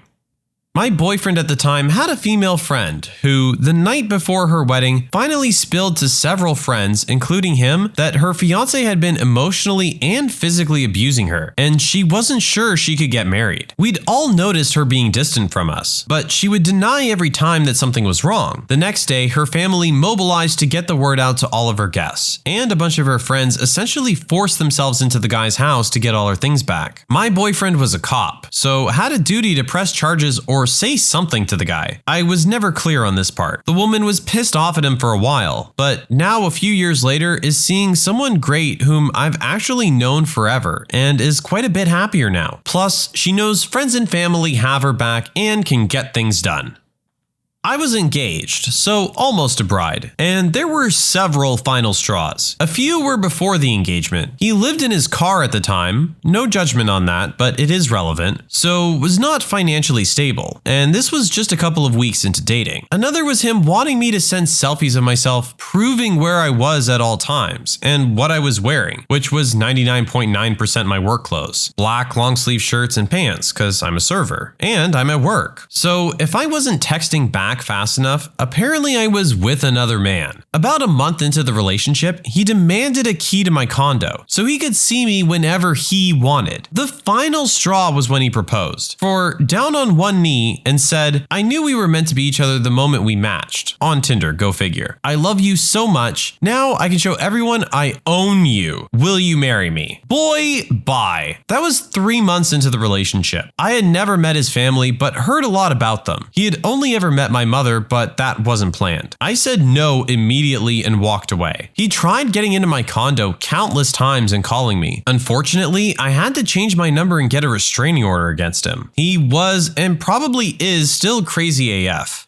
One of the people I know is what's called a serial fiancé. She dates guys right until they propose to her. Then she says yes, starts looking for venues, dresses, etc., and then she calls off the wedding and breaks up with the guy, saying, "I didn't want to marry him anyway. He's..." insert reason here. The last time this happened, she had an AMA about her wedding on Instagram, but 2 months before the supposed date of the wedding, all of her photos, AMA answers, and mentions of engagement were gone. Maybe she's getting a kick out of it. I don't know. Not me, but my mother. My mom called off a wedding just weeks before the ceremony date because she found out her fiancé had lied to her about his whereabouts and was partying at a hotel with friends and other women. She caught him in a hot tub at 1 a.m. with twin sisters. Fast forward about 3 years later, she starts dating and marries the man who's my biological father. She said meeting the family was especially awkward when she discovered my father had 3 sisters, 2 of which were the twins she caught her ex-fiancé with in the hot tub. Years ago, I was a single mom, working hard but not getting ahead at all. Met a good guy type, architect, good sense of humor, etc. We dated for about a year, then got engaged. Then the unthinkable happened, and this is where I'm the jerk in many people's minds. He was in a horrible car accident, broke both of his femurs and his back, about 10 months before our wedding. He was a diabetic as well, so his healing was significantly delayed. He ended up confined to an electric wheelchair, and since his legs were in casts from hip to ankle, his legs had to be extended straight out in front of him at all times. I really tried to stick by him, but he made it impossible. He did nothing but complain and moan about every single thing that the doctors told him. Refused physical therapy, would not take his medication correctly, did not cooperate with wound care, wouldn't take his insulin correctly, all the things that make for a horrible patient and even worse person to be around. He managed to get addicted to the narcotics, sleeping pills, and Xanax as well. Through all of this, our wedding planning was still happening, mostly by his family. He was moved from the hospital to a live-in group home where he only declined. Wearing pants was difficult, so he wore nothing on his bottom half for months, just happy with a bedsheet over his lap. No matter what, his moods were totally uncontrollable. He became violent and so verbally abusive. One evening, he missed the final Jeopardy question and threw his open urinal at me, even after the doctors had insisted that he had to start start bending his legs. He absolutely refused. Nope, not gonna do it. Fast forward to my wedding day. The staff at the group home went balls to the wall to decorate the backyard and make this day so special for everyone. It really was lovely. Our families were gathered and seated and the pianist was playing and my dad was by my side. They opened the door for us to start down the aisle and there he sat, with his legs straight out and hospital socks sticking out under a blanket. I froze. Told my dad I needed to go back in the house. Once we were out of earshot of everyone, I told my dad I couldn't do this. I'm so sorry. My dad simply smiled and said, "Thank God." He signaled for my kids to come to the side, loaded them and me in his car, and we drove off. We ended up moving a state away, closer to my family and thriving. The groom did end up in and out of several facilities and has never left the wheelchair. I realized fully that he was suffering from the type of physical, emotional, and mental pain that I will never comprehend. But I knew that I could not raise my kids in that type of environment, and my first commitment was to them. I went on to finish my own degree, and my kids are now adults. No one has thrown urine at me since. I know this must have been a very difficult decision for the original poster, and it sounds like she did her time. She tried to make things work, but I understand where she's coming from. You know why the person's behaving the way they're behaving, and that they are going through a lot of stuff themselves. But when they're not willing to accept any help from you to try and make the situation better, and instead end up just dumping a lot of that stress onto the other person, this isn't a healthy relationship. She made the right decision, and I'm glad she did it.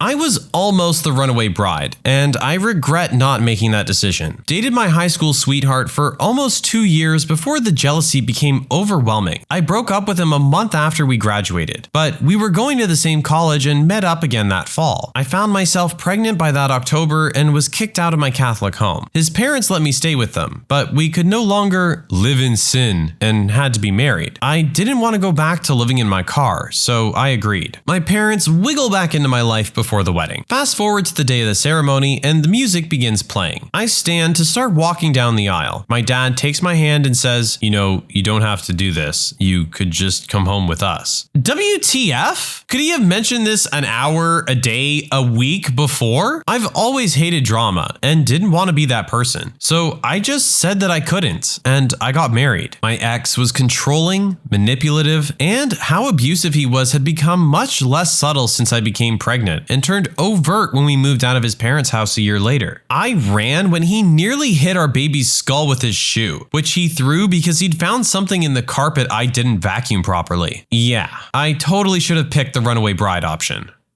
Not a bride, so to speak, but I ran away from a proposal. I was dating this guy who, in hindsight, was abusive, but at the time I just didn't know it. I knew he was bipolar, diagnosed, and came from a very unstable family. I tried being his rock and getting him to a better place, and sometimes everything was fine, and then others he was just such a jerk. He started talking about marriage about 1 year into the relationship. We had already split up and gotten back together twice due to him throwing tantrums and having wild mood swings about how he felt about the relationship. I just sort of nodded along because, well, I did think I wanted to spend the rest of my life with him, but I wasn't ready to get married yet. I figured he was talking about someday far in the future when we were on more stable ground. A month later, he proposed. Not even in a very eventful way. Not saying has to be. I mean, I just didn't see it coming. We were at his house, as usual. Oh yeah, he lived with his parents. And he was playing video games and I was watching TV on my laptop. We'd ordered pizza and the pizza arrived and we sat down to eat for a bit. He then produced a ring and proposed. I saw it all flash before my eyes. Getting married and being stuck to this person for the rest of my life. I froze. Knew I didn't want to say yes, but I was too afraid to say no. Of course, he took my silence as a rejection and started screaming at me about how I was an ungrateful B-word and how could I refuse him. His parents came in and also started screaming at me for rejecting their son. I started crying, got my purse, and ran out of the house. I didn't have my car, so I walked a block and called for an Uber. That poor Uber driver must have been wigged, picking up a girl off the side of the road, bawling her eyes out. I got home and I was shaking. Of course, he tried to call me over and over again, but I refused to speak to him for about 3 weeks. We eventually talked and I told him I didn't want to be with a person who was so unstable and that he needed to get professional help and get better before he and I could work. He, of course, never did, and I haven't heard from him since.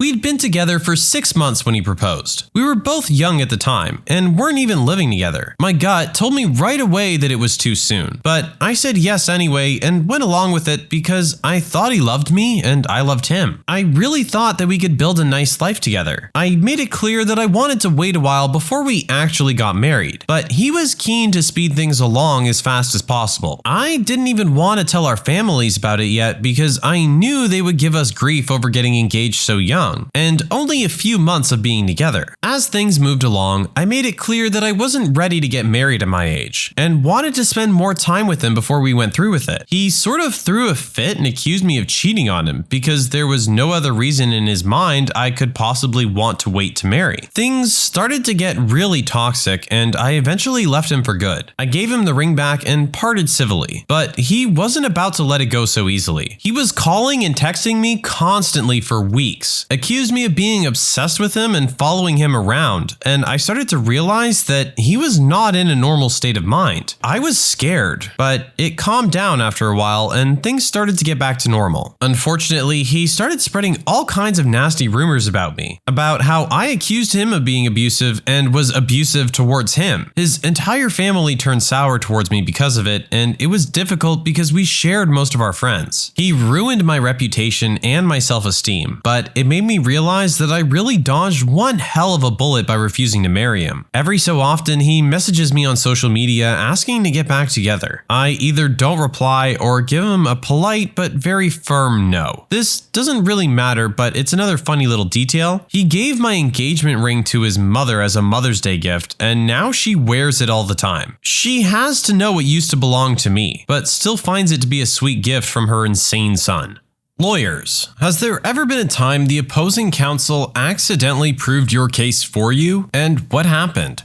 My favorite is a story from Jerry Spence. For those who don't know, he's a famous trial attorney. A witness on the stand was claiming he had suffered injuries to his arm because of a city bus accident. Jerry asked him to demonstrate to the jury how far he can lift his arm after the accident. The witness makes a feeble effort of lifting his arm. Then Jerry asks the witness to demonstrate to the jury how far he could lift his arm before the accident. He lifts his arm much higher. The jury laughs and the case is over. Domestic violence case where the husband beat the wife senseless. Landlord tried to evict wife for breach of lease due to the beating. Landlord claimed wife violated lease terms by allowing police to be called to property and causing a disruption. My argument was that as a domestic violence victim, wife is covered under VAWA and the property is HUD subsidized. Also, MD law refers to domestic violence protections too. Landlord's counsel during his opening talked about how my client was beaten and the police were called in an ambulance, etc. I just stood there looking at him. When he finished, judge asked if I had anything to say. My response? No, Your Honor, I believe opposing counsel has said everything that needs to be said. Judge smiled and ruled in my client's favor. Landlord can't evict a domestic violence victim.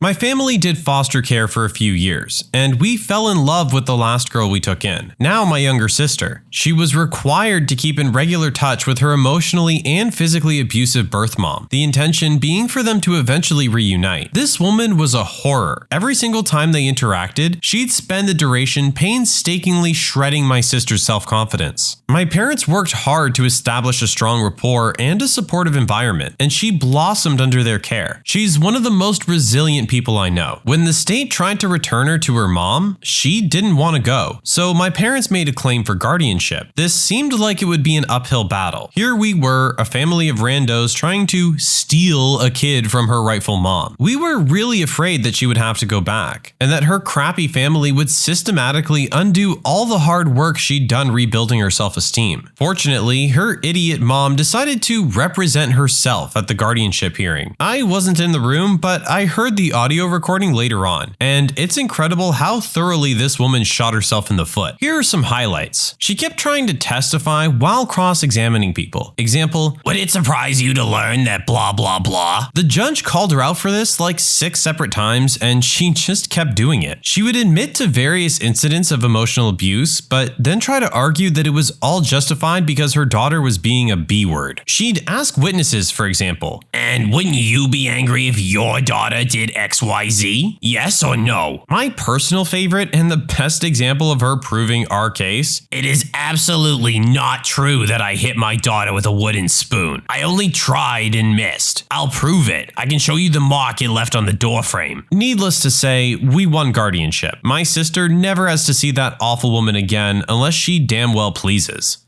I worked as an intern for a lawyer. Construction laws in France are quite strict in regard to the neighboring of historical monuments. The city was denying a permit for heavy modification of the house of our clients. They were arguing that because you could see the house from the church's bell tower, modifications were impossible. As a support, they kindly linked us to a 360 picture from said bell tower. We, as kindly, pointed to them that our client's house was indeed not visible from the top of the church. Building permit was greenlit the following day.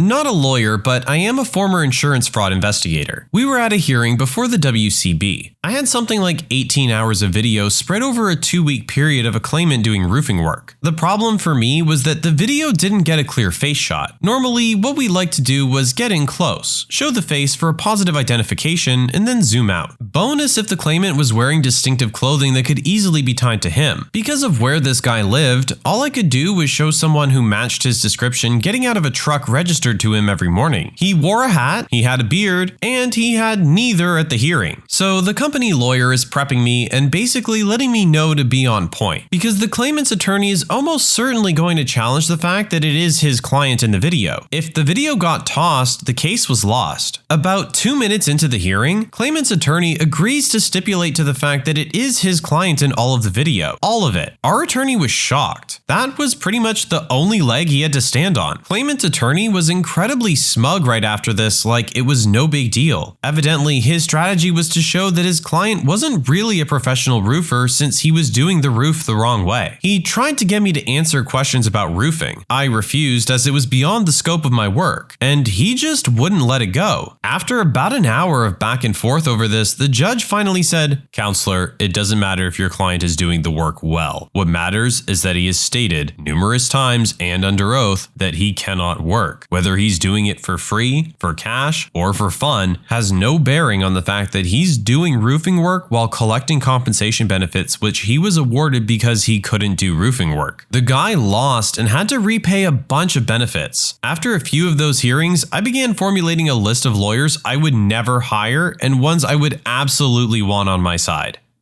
I had to go to court over a financial mess up when I was a student. Took advice from the university legal support team who said I didn't need a solicitor, so I went in alone. The judge didn't like this and postponed it for another date so I could prove I'd had more counsel first. The other party's solicitor caught me outside the court and said, "I didn't tell you this, but," and pointed out a huge error in the financial paperwork that made it very obviously come out in my favor. Went back to legal support, got confirmation that it was right, went to the second hearing alone, and got the entire thing thrown out. The other solicitor winked at me as he left. Saved me about $9K. Nice chap. I had a misdemeanor possession case I was defending. Client was driving his mom's car. He gets pulled over for playing the stereo too loud. There are pills in the center console, in a prescription pill bottle. The bottle has his mom's name on it. Client gets arrested and charged with possession of a controlled substance without a prescription. Case is obviously bull, and the dumbest DA I've ever met in my life won't dismiss. We go to trial. During closing arguments, the DA says, "This case is a circumstantial evidence case." During my closing, I slap the jury instruction on the projector and say that if a case is based on circumstantial evidence and there is one factual scenario that points to guilt and one that points to innocence, the jury must find in favor of the defendant and acquit. My client was acquitted. This seems like a really nasty move from the cop that arrested this kid. None of this needed to ever happen. When I first started, my firm had me on a case where the client claimed he lost because of ineffective assistance of counsel, basically saying that the old lawyer didn't do his job. So we prepare an argument based on not asking the right questions, not communicating, etc. We think it's going to be a tough case, but not unwinnable. Then we get the response to our complaint where the old lawyer argues that he was only ineffective because he didn't have time to prepare for the case, and only reviewed it the morning of the original trial. He had known about the case case for months, by the way. The judge saw this, and during the trial, we had essentially asked, isn't this the definition of ineffective counsel? Not giving enough time to your client? The silence from his side of the court was amazing. Needless to say, the trial didn't last much longer than that. Thanks, opposing counsel. I guess you were ineffective for both of you. I once had a district attorney indicate to the court that if defense counsel had included this argument in his motions, it would possibly be a valid argument. I interrupted him with the page number and heading where it was located.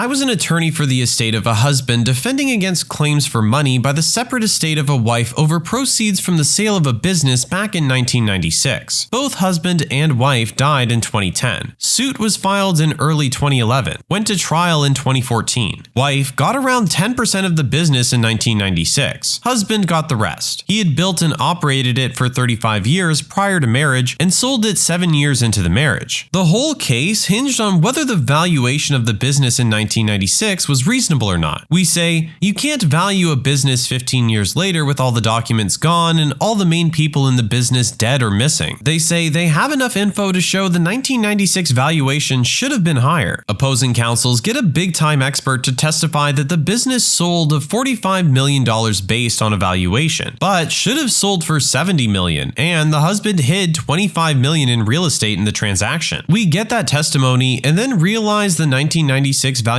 of the business was done by the same expert. This is absolutely the most perfect catch-22 I have ever seen. So now we ask, okay, so was your valuation wrong in 1996 or is it wrong now? Expert says his 1996 valuation was right based on the information he had in 1996, but his valuation now is more correct, which then bears the question, what kind of information do you have now that you didn't have in 1996? I don't know. I don't have my file from 1996. Nobody keeps documents that long. And despite this lack of records, his valuation is somehow more correct now. Judge basically said the expert was talking out of both sides of his butt and we won.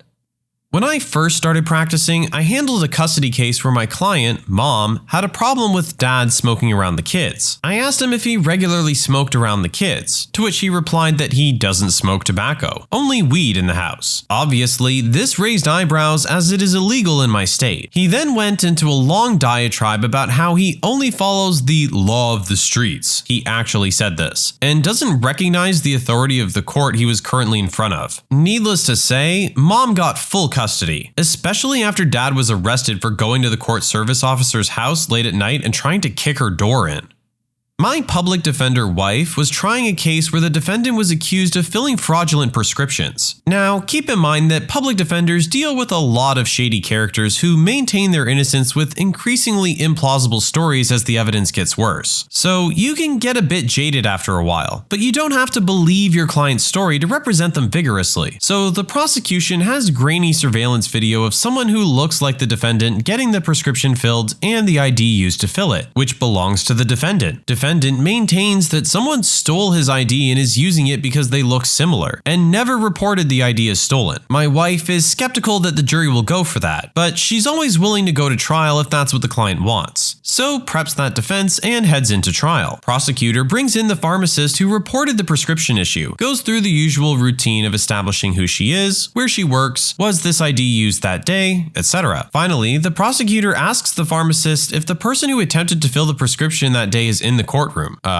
No. Oops. My opposing counsel made some off-the-cuff remarks about how their client had to go to another remote office to get all the records they wanted to use against my client. That let me know the witness they were trying to use to introduce the records as evidence wasn't actually familiar with the records or the records-keeping process. In the jurisdiction we were in, records were exemption to hearsay rule, but you needed someone familiar with the creation and maintenance of the records to get them admitted. I attacked the witness's qualifications to get the records admitted and ended up getting the records excluded. I then made a motion for a directed verdict on the grounds they couldn't prove the case without the records, and won, all because the opposing counsel complained that their witnesses had to go way out of their way to get the records for the court.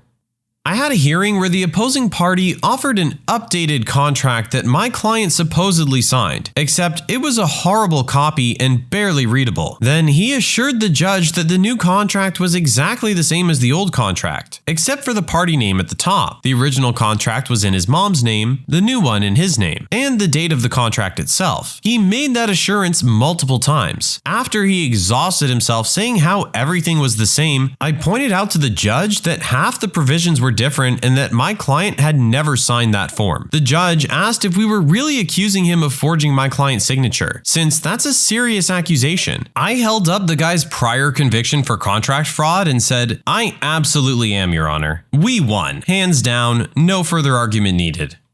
I was about 5 when this happened, but my parents explained it years later. There was a series of trees on the sidewalk in front of each house on the street. Although they were not part of our yard, the tree was owned by my parents and they were responsible for it. Some guy tripped over a branch and was seriously injured. He came after my parents for all of the money. The dude showed up with a mountain of evidence: hospital bills, psychologist testimonials, a photo montage of his slow and painful recovery, etc. Apparently, his lawyer brandished this stuff like a bat before court. My parents' lawyer thought he had a good case. Until the first day of court, when he walked over with a picture and asked, "Is this your tree?" My parents looked at the photo in disbelief. "No, that's actually not our tree." The opposing counsel repeated the question. It went back and forth a few times until my parents' lawyer incredulously provided a picture of their tree, which was, even to the untrained eye, a completely different tree. At that point, the opposing counsel whirled around and started screaming at his client, "You said it was their tree!" Case summarily dismissed. My parents walked out in shock, came home, and bought me ice cream. All's well that ends well. Plaintiff was claiming insurance money because he accidentally chopped off his fingers while cutting bamboo with a machete, and the insurance company, our client, refused to pay the insured amount. During the hearing, the plaintiff attorney began to demonstrate with a rolled up sheet of paper how his client was cutting the bamboo when the accident happened. No matter how he tried, he could not reproduce the position of the fingers with the alleged cut of the machete. The only possible match would be if the plaintiff had deliberately extended his fingers over a plane surface and hacked his own fingers. Based on this disastrous performance, the judge determined an expert opinion was needed and later dismissed the case due to deliberate self-mutilation. Parents were being sued by their landlord, and parents had a countersuit against him. Parents were moving across country and found this house to rent. They did a walkthrough and everything looks great. Landlord wants first, last, security, and $1,500 because they had a dog and 2 cats. Fine. It was somewhere in the $8,000 to $9,000 range. No big deal for them. They're set to move in on a Monday, so my mom flies in on Saturday to do one final look over, sign the contract, and get the key. Perfect. They are now the tenants. Monday, they arrive, and the house is trashed. The landlord has moved a bunch of his stuff into the garage, shed, and one of the bedrooms. There's stool in the toilet, pee on the floor, garbage laying everywhere, used condoms. I can't really do this justice, but my mom took pictures and videos throughout the entire house. She calls the landlord and tells him they are not moving in with the house in this condition. He tells her to clean the house and he'll buy the first tank of oil for the house. It was empty. Tells her to do it or he's keeping all of the money for breach of contract. A lot of back and forth happens and ton of harassing texts and phone calls from him. Court day comes and everyone's ready to submit their evidence in front of the judge. Parents have photos, texts, the contract, videos. Landlord only has a contract. But his contract is different than my parents'. He's included a section that states they permit him access to the house for his storage needs, and that the tenant is responsible for all on-site cleanup and maintenance after accepting the key. The best part was that the date of the signatures on his contract was the date they moved in, not the date my mom flew in and signed. Judge tells the landlord he's a special level of stupid, and then the judge's final remarks were about how disrespectful the landlord was to show up in shorts, a Hawaiian shirt, and flip-flops in his courtroom. He never paid a dime, then claimed bankruptcy, and started a business under a different name. 2 years later, I went to his house, let out all but 19 PSI from all of his tires, and superglued the caps on the valve stems. I do only civil litigation. You would think it would generally be a battle against equals, professionals versus professionals. It's not. I face a fair amount of parties representing themselves pro se, often otherwise smart people who wouldn't think to do their own plumbing or operate on their own appendix, but have no qualms about appearing in court on their own behalf. Surprisingly, they don't know what they're doing. One of my favorites from a deposition: "We didn't pay Company X's invoices because we heard they were going through bankruptcy." A, they weren't. And B, it wouldn't be a valid defense to non-payment if they had been.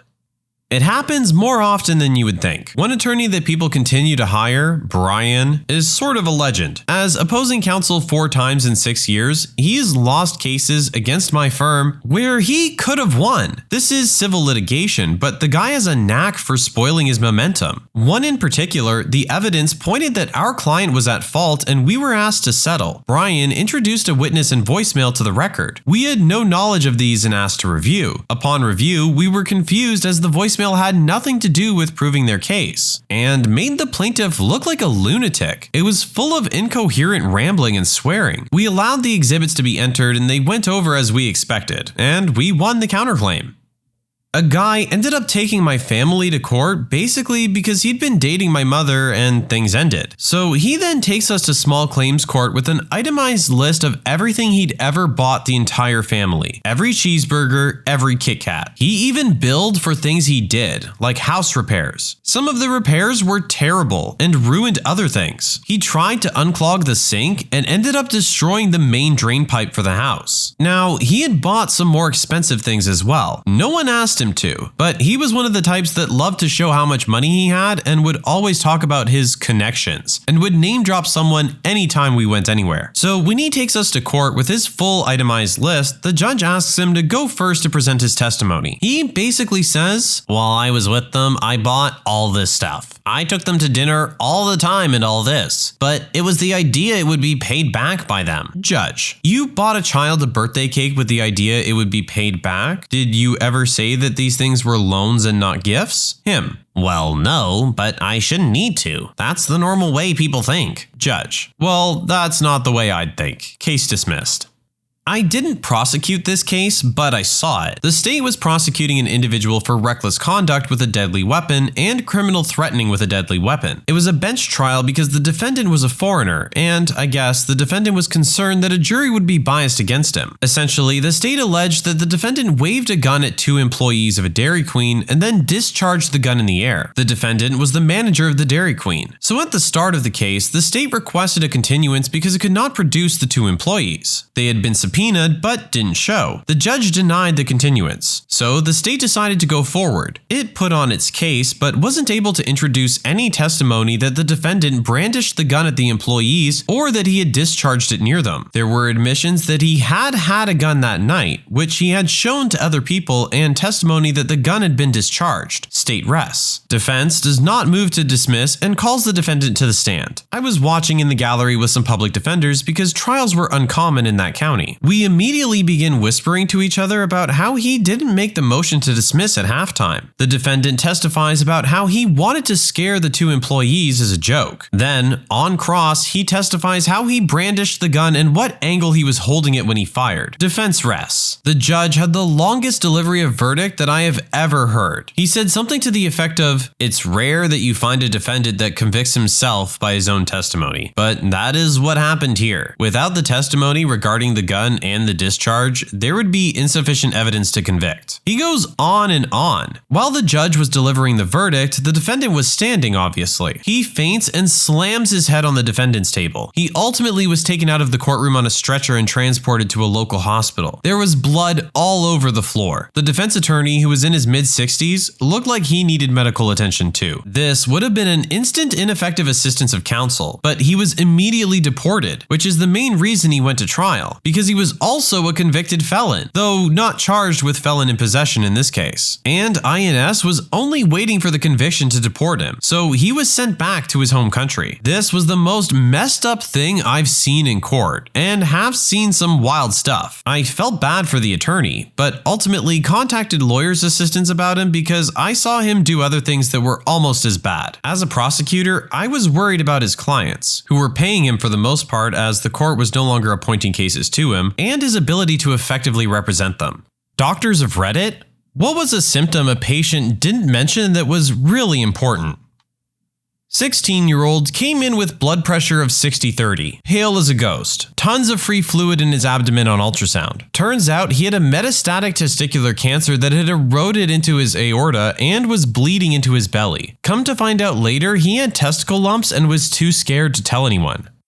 I had a guy come to the hospital who told me he had seizures every Tuesday like clockwork. This is highly unusual for somebody with a seizure disorder. It wasn't until I asked him about his social history that he told me he's a heavy drinker. I further investigated, and it turns out he binge drinks Thursday, Friday, Saturday every week, then stops cold turkey. He was having withdrawal seizures. Black stools. Folks, if you're having black poops, for God's sake, mention that sooner rather than later. This lady had been seeing nothing but black for months before she thought to mention anything. We found several gastric ulcers and a hemoglobin level that circled the drain. Medical intern here. Had a woman come to ER complaining about stomach pain. Took her full history, did the exam and vitals. She seemed fine, mild fever. Made a preliminary diagnosis of gastrointestinus and presented to my doctor. My doctor, who's female, goes to her and asks why she came to the ER for something so mild. She says because she noticed blood in her stool. The doc comes out and asks me if I asked about her stool. I did, and she said it was fine. And I asked specifically about blood. She goes back in and asks the patient why she didn't mention that to me, and her response, "I didn't think it was appropriate to say it to a male intern." Turns out she had ulcerative colitis, needed a colonoscopy and long-term medical therapy and possibly surgery. Guys, when it comes to medical professionals, don't feel the need to be ashamed. I can almost guarantee they have seen or heard way worse than whatever you have to tell them. I had a patient whose main complaint was a wrist sprain. Asked how he fell, and he said he felt lightheaded and fell down the stairs. After about 15 minutes of questions about his heart and other stuff, I asked him if he's had any vomiting. He said he vomits every day. I ask if it's red, and he says it's bright red every time. The kicker is, this was his usual yearly appointment. Dude was vomiting blood every day, and not only did not go to the ER, he didn't feel it was worth mentioning at his checkup. Chest pain. Guy denied ever having chest pain. Ever. Told us he was able to chop wood and work on his land without any issues. He didn't meet any criteria for additional workup prior to surgery. During his major surgery, he had a huge heart attack. A cardiac cath showed that he basically had one very narrow coronary artery that was the only thing getting blood to his heart. His daughters, who were nurses, all swore up and down that he was healthy as a horse and never complained of heart issues. Then his black sheep other daughter arrived and said he actually had told her that he has terrible exertional chest pain every time he did anything, but that he didn't want his daughters to know because they would worry. He died a few days later. If we had known about his symptoms, he would have likely had his cardiac disease diagnosed and treated prior to surgery.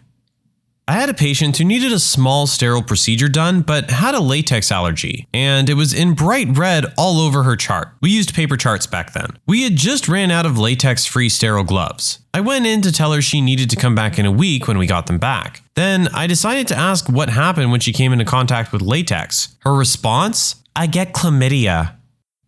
I'm sorry. What? What is this story? Is this woman serious? Did my sub-I on a level 1 trauma ED a few years ago as a 4th-year med student. Homeless guy with Hep B, Hep C, and HIV came in talking about a rash on his shoulder. How it hurt, had been pretty hot out, and that was where he was slinging his bag on. Looked okay, figured it was for a sweat rash, he was really in there for food, so was going to give him some cream and a sandwich and send him out the door. Was about to leave when I looked at his chief complaint again, and it also had testicular pain. So I asked him what was going on with his testicles. Lifts up the gown, and he has a tracking abscess through his scrotal skin and through one of his testicles. It was like a worm burrowing through an apple. Oh, I guess it's okay. Ended up calling urology and infectious disease, and the guy ended up leaving against medical advice because we were making him NPO, without food, in anticipation of surgery. I'm a med student. and on my family medicine rotation, I was sent to see this woman before the doctor and get a history and physical. She was saying she was having heartburn and just wanted us to give her something to throw up so she would feel better. I thought it was odd, and so I went through some more review questions, and she said her reflux pain was extending up the left side of her neck and down her left arm, and that she'd been sweating for hours. I cut off my interview short there and went to my teaching doctor to tell him everything and what I thought. Got an EKG. Yeah, she was having a heart attack. Had to call an ambulance and get her to the ER. Had a guy who was sent in because his family was concerned about him, mainly because he was getting into a lot of physical altercations. Appointment with the patient was normal. He was able to talk himself out of most issues his family stated were occurring. And as we were ending, he said he had to pick up his other truck from the shop. I asked him, "Oh, you own 2 trucks?" He replied, "I own 5 trucks." The guy was military and only made 60 to 70K a year. Come to find out, he had bipolar disorder, and in his manic episodes, he would just take out a large loan to buy a new truck. He had almost 120K in debt in just trucks. If it wasn't for that last part of him mentioning he was getting his truck, I would have sent him home and probably never known he had a psychiatric issue. Saw a patient during a follow-up for a gynecological cancer. She said she felt great. Exam was normal. She was relieved, but she was so anxious it set off my medical spider sense, so to speak. I decided to push a bit further, which led to this conversation. "So, you said you felt good? Absolutely nothing else bothering you?" "Oh, some small things. Nothing having anything to do with this." "Well, why don't you tell me anyway?" "Well, I kind of have this weird lump on my belly. A sweat gland or greasy nodule or something. Doesn't really bother me, but I might get a dermatologist to have a look at it if it ever needs to be removed." "Ah, I see. Could you show it to me?" She showed me, and I saw a skin metastasis, clear as day. Don't know how the story ended because I moved to different service immediately after. But if I had to guess, her life expectancy was probably measured in months. Admitted a baby my intern year that had transferred to our facility for persistent vomiting following a surgery on a part of the intestinal tract. The transferring facility had wanted us to start the baby on a form of intravenous nutrition and offhandedly mentioned some low-grade laboratory abnormalities that they had attributed to the baby just having had surgery. I go into the room in the middle of the night, the first representative of our medical team to meet the family, and in the process of gathering the history, ask the family what color the baby's poop was. The family replied that it was white or gray and had been since birth, and that they just thought that's how it should be. Record scratch. Big red flag. We ultimately diagnosed the baby with a rare genetic disorder that required an organ transplant. A few months ago, a woman, 36 years old, consulted to endocrinology because she was getting fat without a change in her diet and she felt different. Asking more questions, she casually mentioned she hadn't had her menstruation for months and that maybe she was menopausic. At 36, we suggested that she might be pregnant and she said it was a stupid idea and that she knew she was not pregnant. We did some analysis and ecography and yep, 35 weeks pregnant. You give birth at around 40. I was once rounding on a patient in the morning that had come in for a stroke. I decided to ask some basic review of the symptoms questions just out of habit. And when I asked about changes in vision, he said yes. I probed further and he told me that he was using eye drops for something, but that he forgot his eye drops at home 3 days ago when he came to the hospital. For the last 3 days, the vision in his left eye was worsening along with eye pain and pressure. When I called his pharmacy to see what drops he was using, as I suspected, they were for glaucoma, and he was having worsening vision loss due to untreated glaucoma, increasing his intraocular pressure. We got a no pathology consult stat. Medic here ran a call to a general sick person call and arrived to find a slender lady in her 80s. She wasn't feeling well and her granddaughter finally called 911. We run through our assessment and aren't finding much to go on. And then, me. Anything happen recently, like a fall or a trip or something like that? Well, I fell a few days ago and hit my head, but I wasn't feeling bad until a couple hours ago. Oh, okay. And you took all of your meds since the fall? Well, no, I didn't take them yesterday, just today. This morning, like usual? Well, no, I took them around 2 hours ago. Including the blood thinner? Oh, shnikes. Yelled to the other guys to grab the gurney. I didn't even need her to answer. I knew exactly what was happening the second she told me she took her meds right before she started feeling off. Subdural bleed. Didn't even matter how fast we drove, and we drove fast. She lost consciousness shortly after we got to the ER and probably never regained it. The blood thinner accelerated the bleed and she expired from it. It was such a terrible situation. Her granddaughter was really confused and scared at the sudden shift in our demeanor. It was such a large bleed and textbook case presentation that it was used as a case study for our quality improvement training.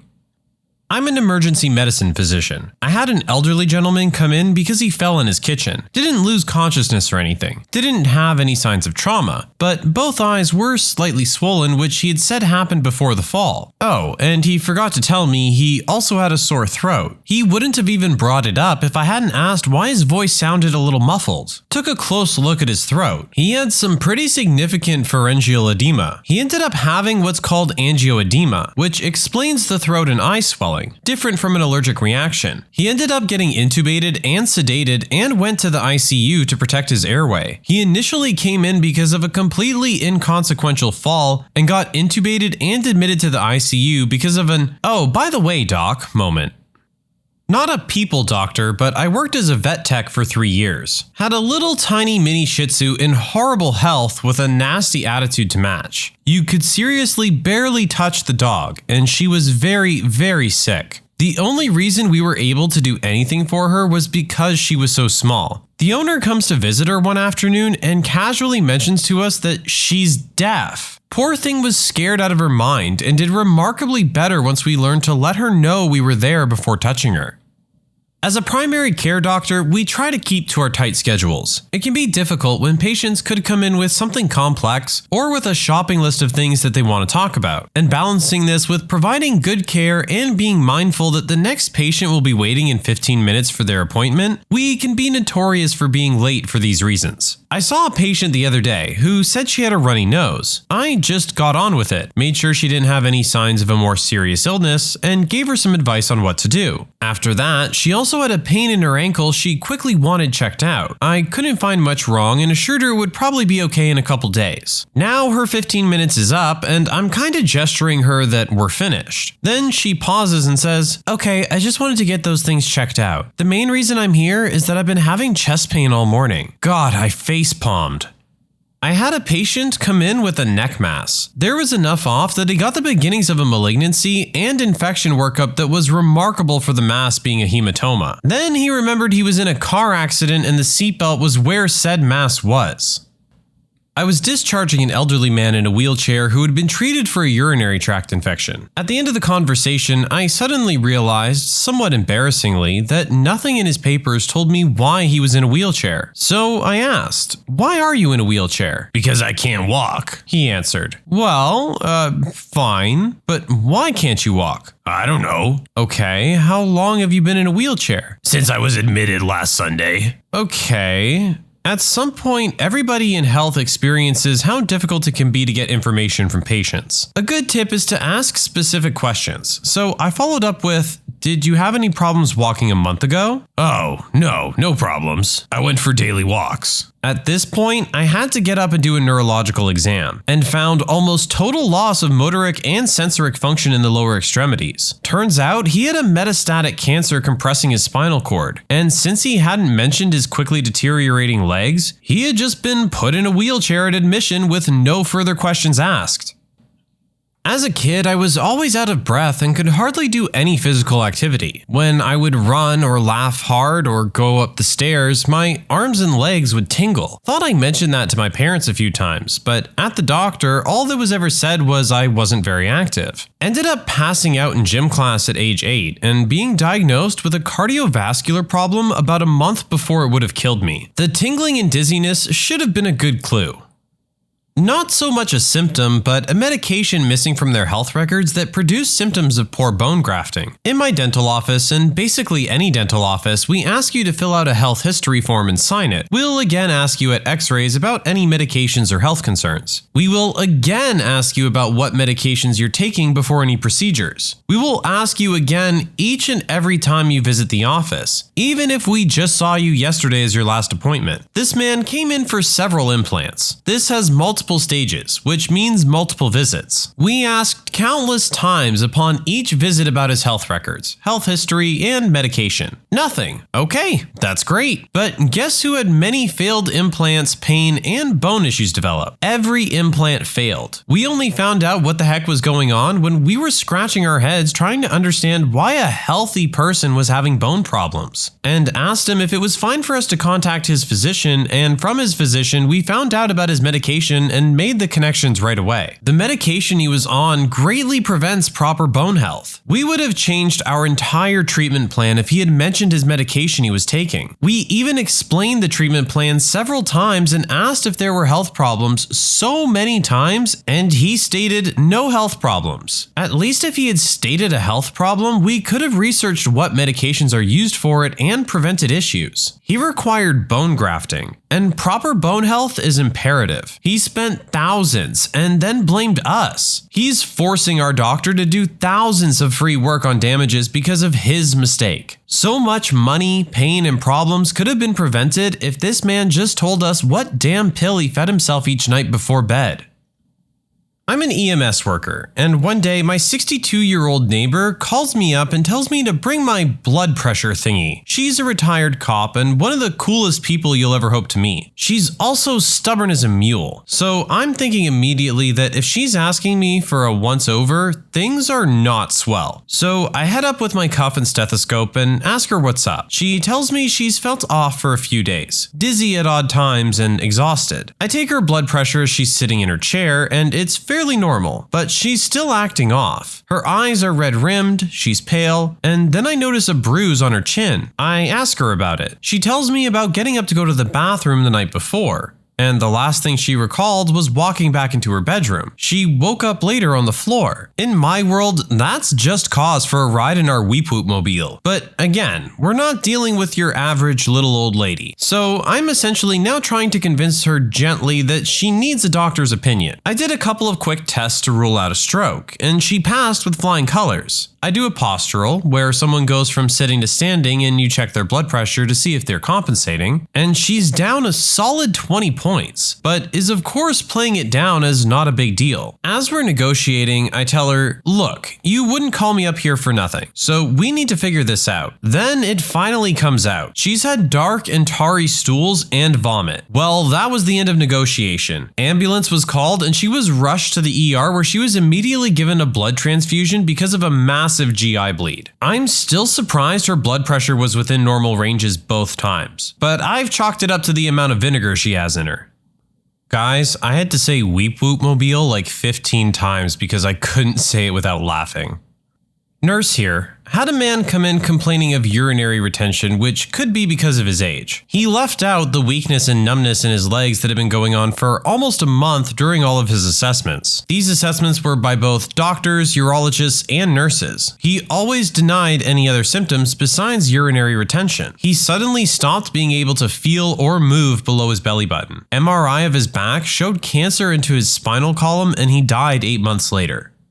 So, triage nurse doing phone triage. Member had high blood pressure, 180/90, due to not taking blood pressure pills. This was not outside her unmedicated baseline. I asked if she was having shortness of breath or chest pain. She said no. Booked her a same-day appointment after talking with her provider. She was having a heart attack with both chest pains and breathing issues when she came to her appointment. Don't lie, people, seriously. I don't understand why you would seek out medical attention and then not be honest about the symptoms that you're having. You're not doing yourself any favors. You clearly came here for a reason. Speak up.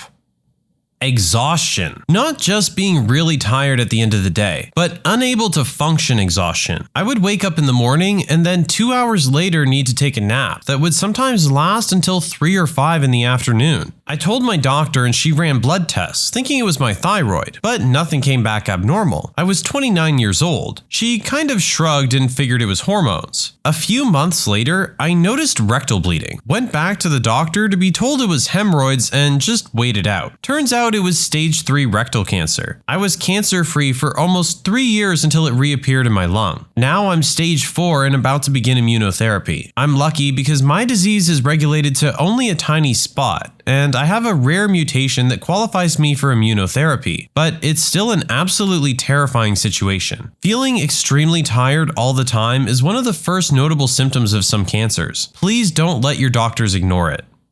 Kind of tying back to what one of our previous posters said, unfortunately, yes, a lot of the times these doctors are on a tight schedule and need to get to their next patient as quickly as possible. It's not that they don't care or aren't looking close enough, it's just that they feel a lot of stress due to their time constraints. And especially with something like exhaustion, I feel like it's very easy to go unnoticed. We all have to be careful and keep an eye out for ourselves. If you feel like something is wrong, talk to your doctor.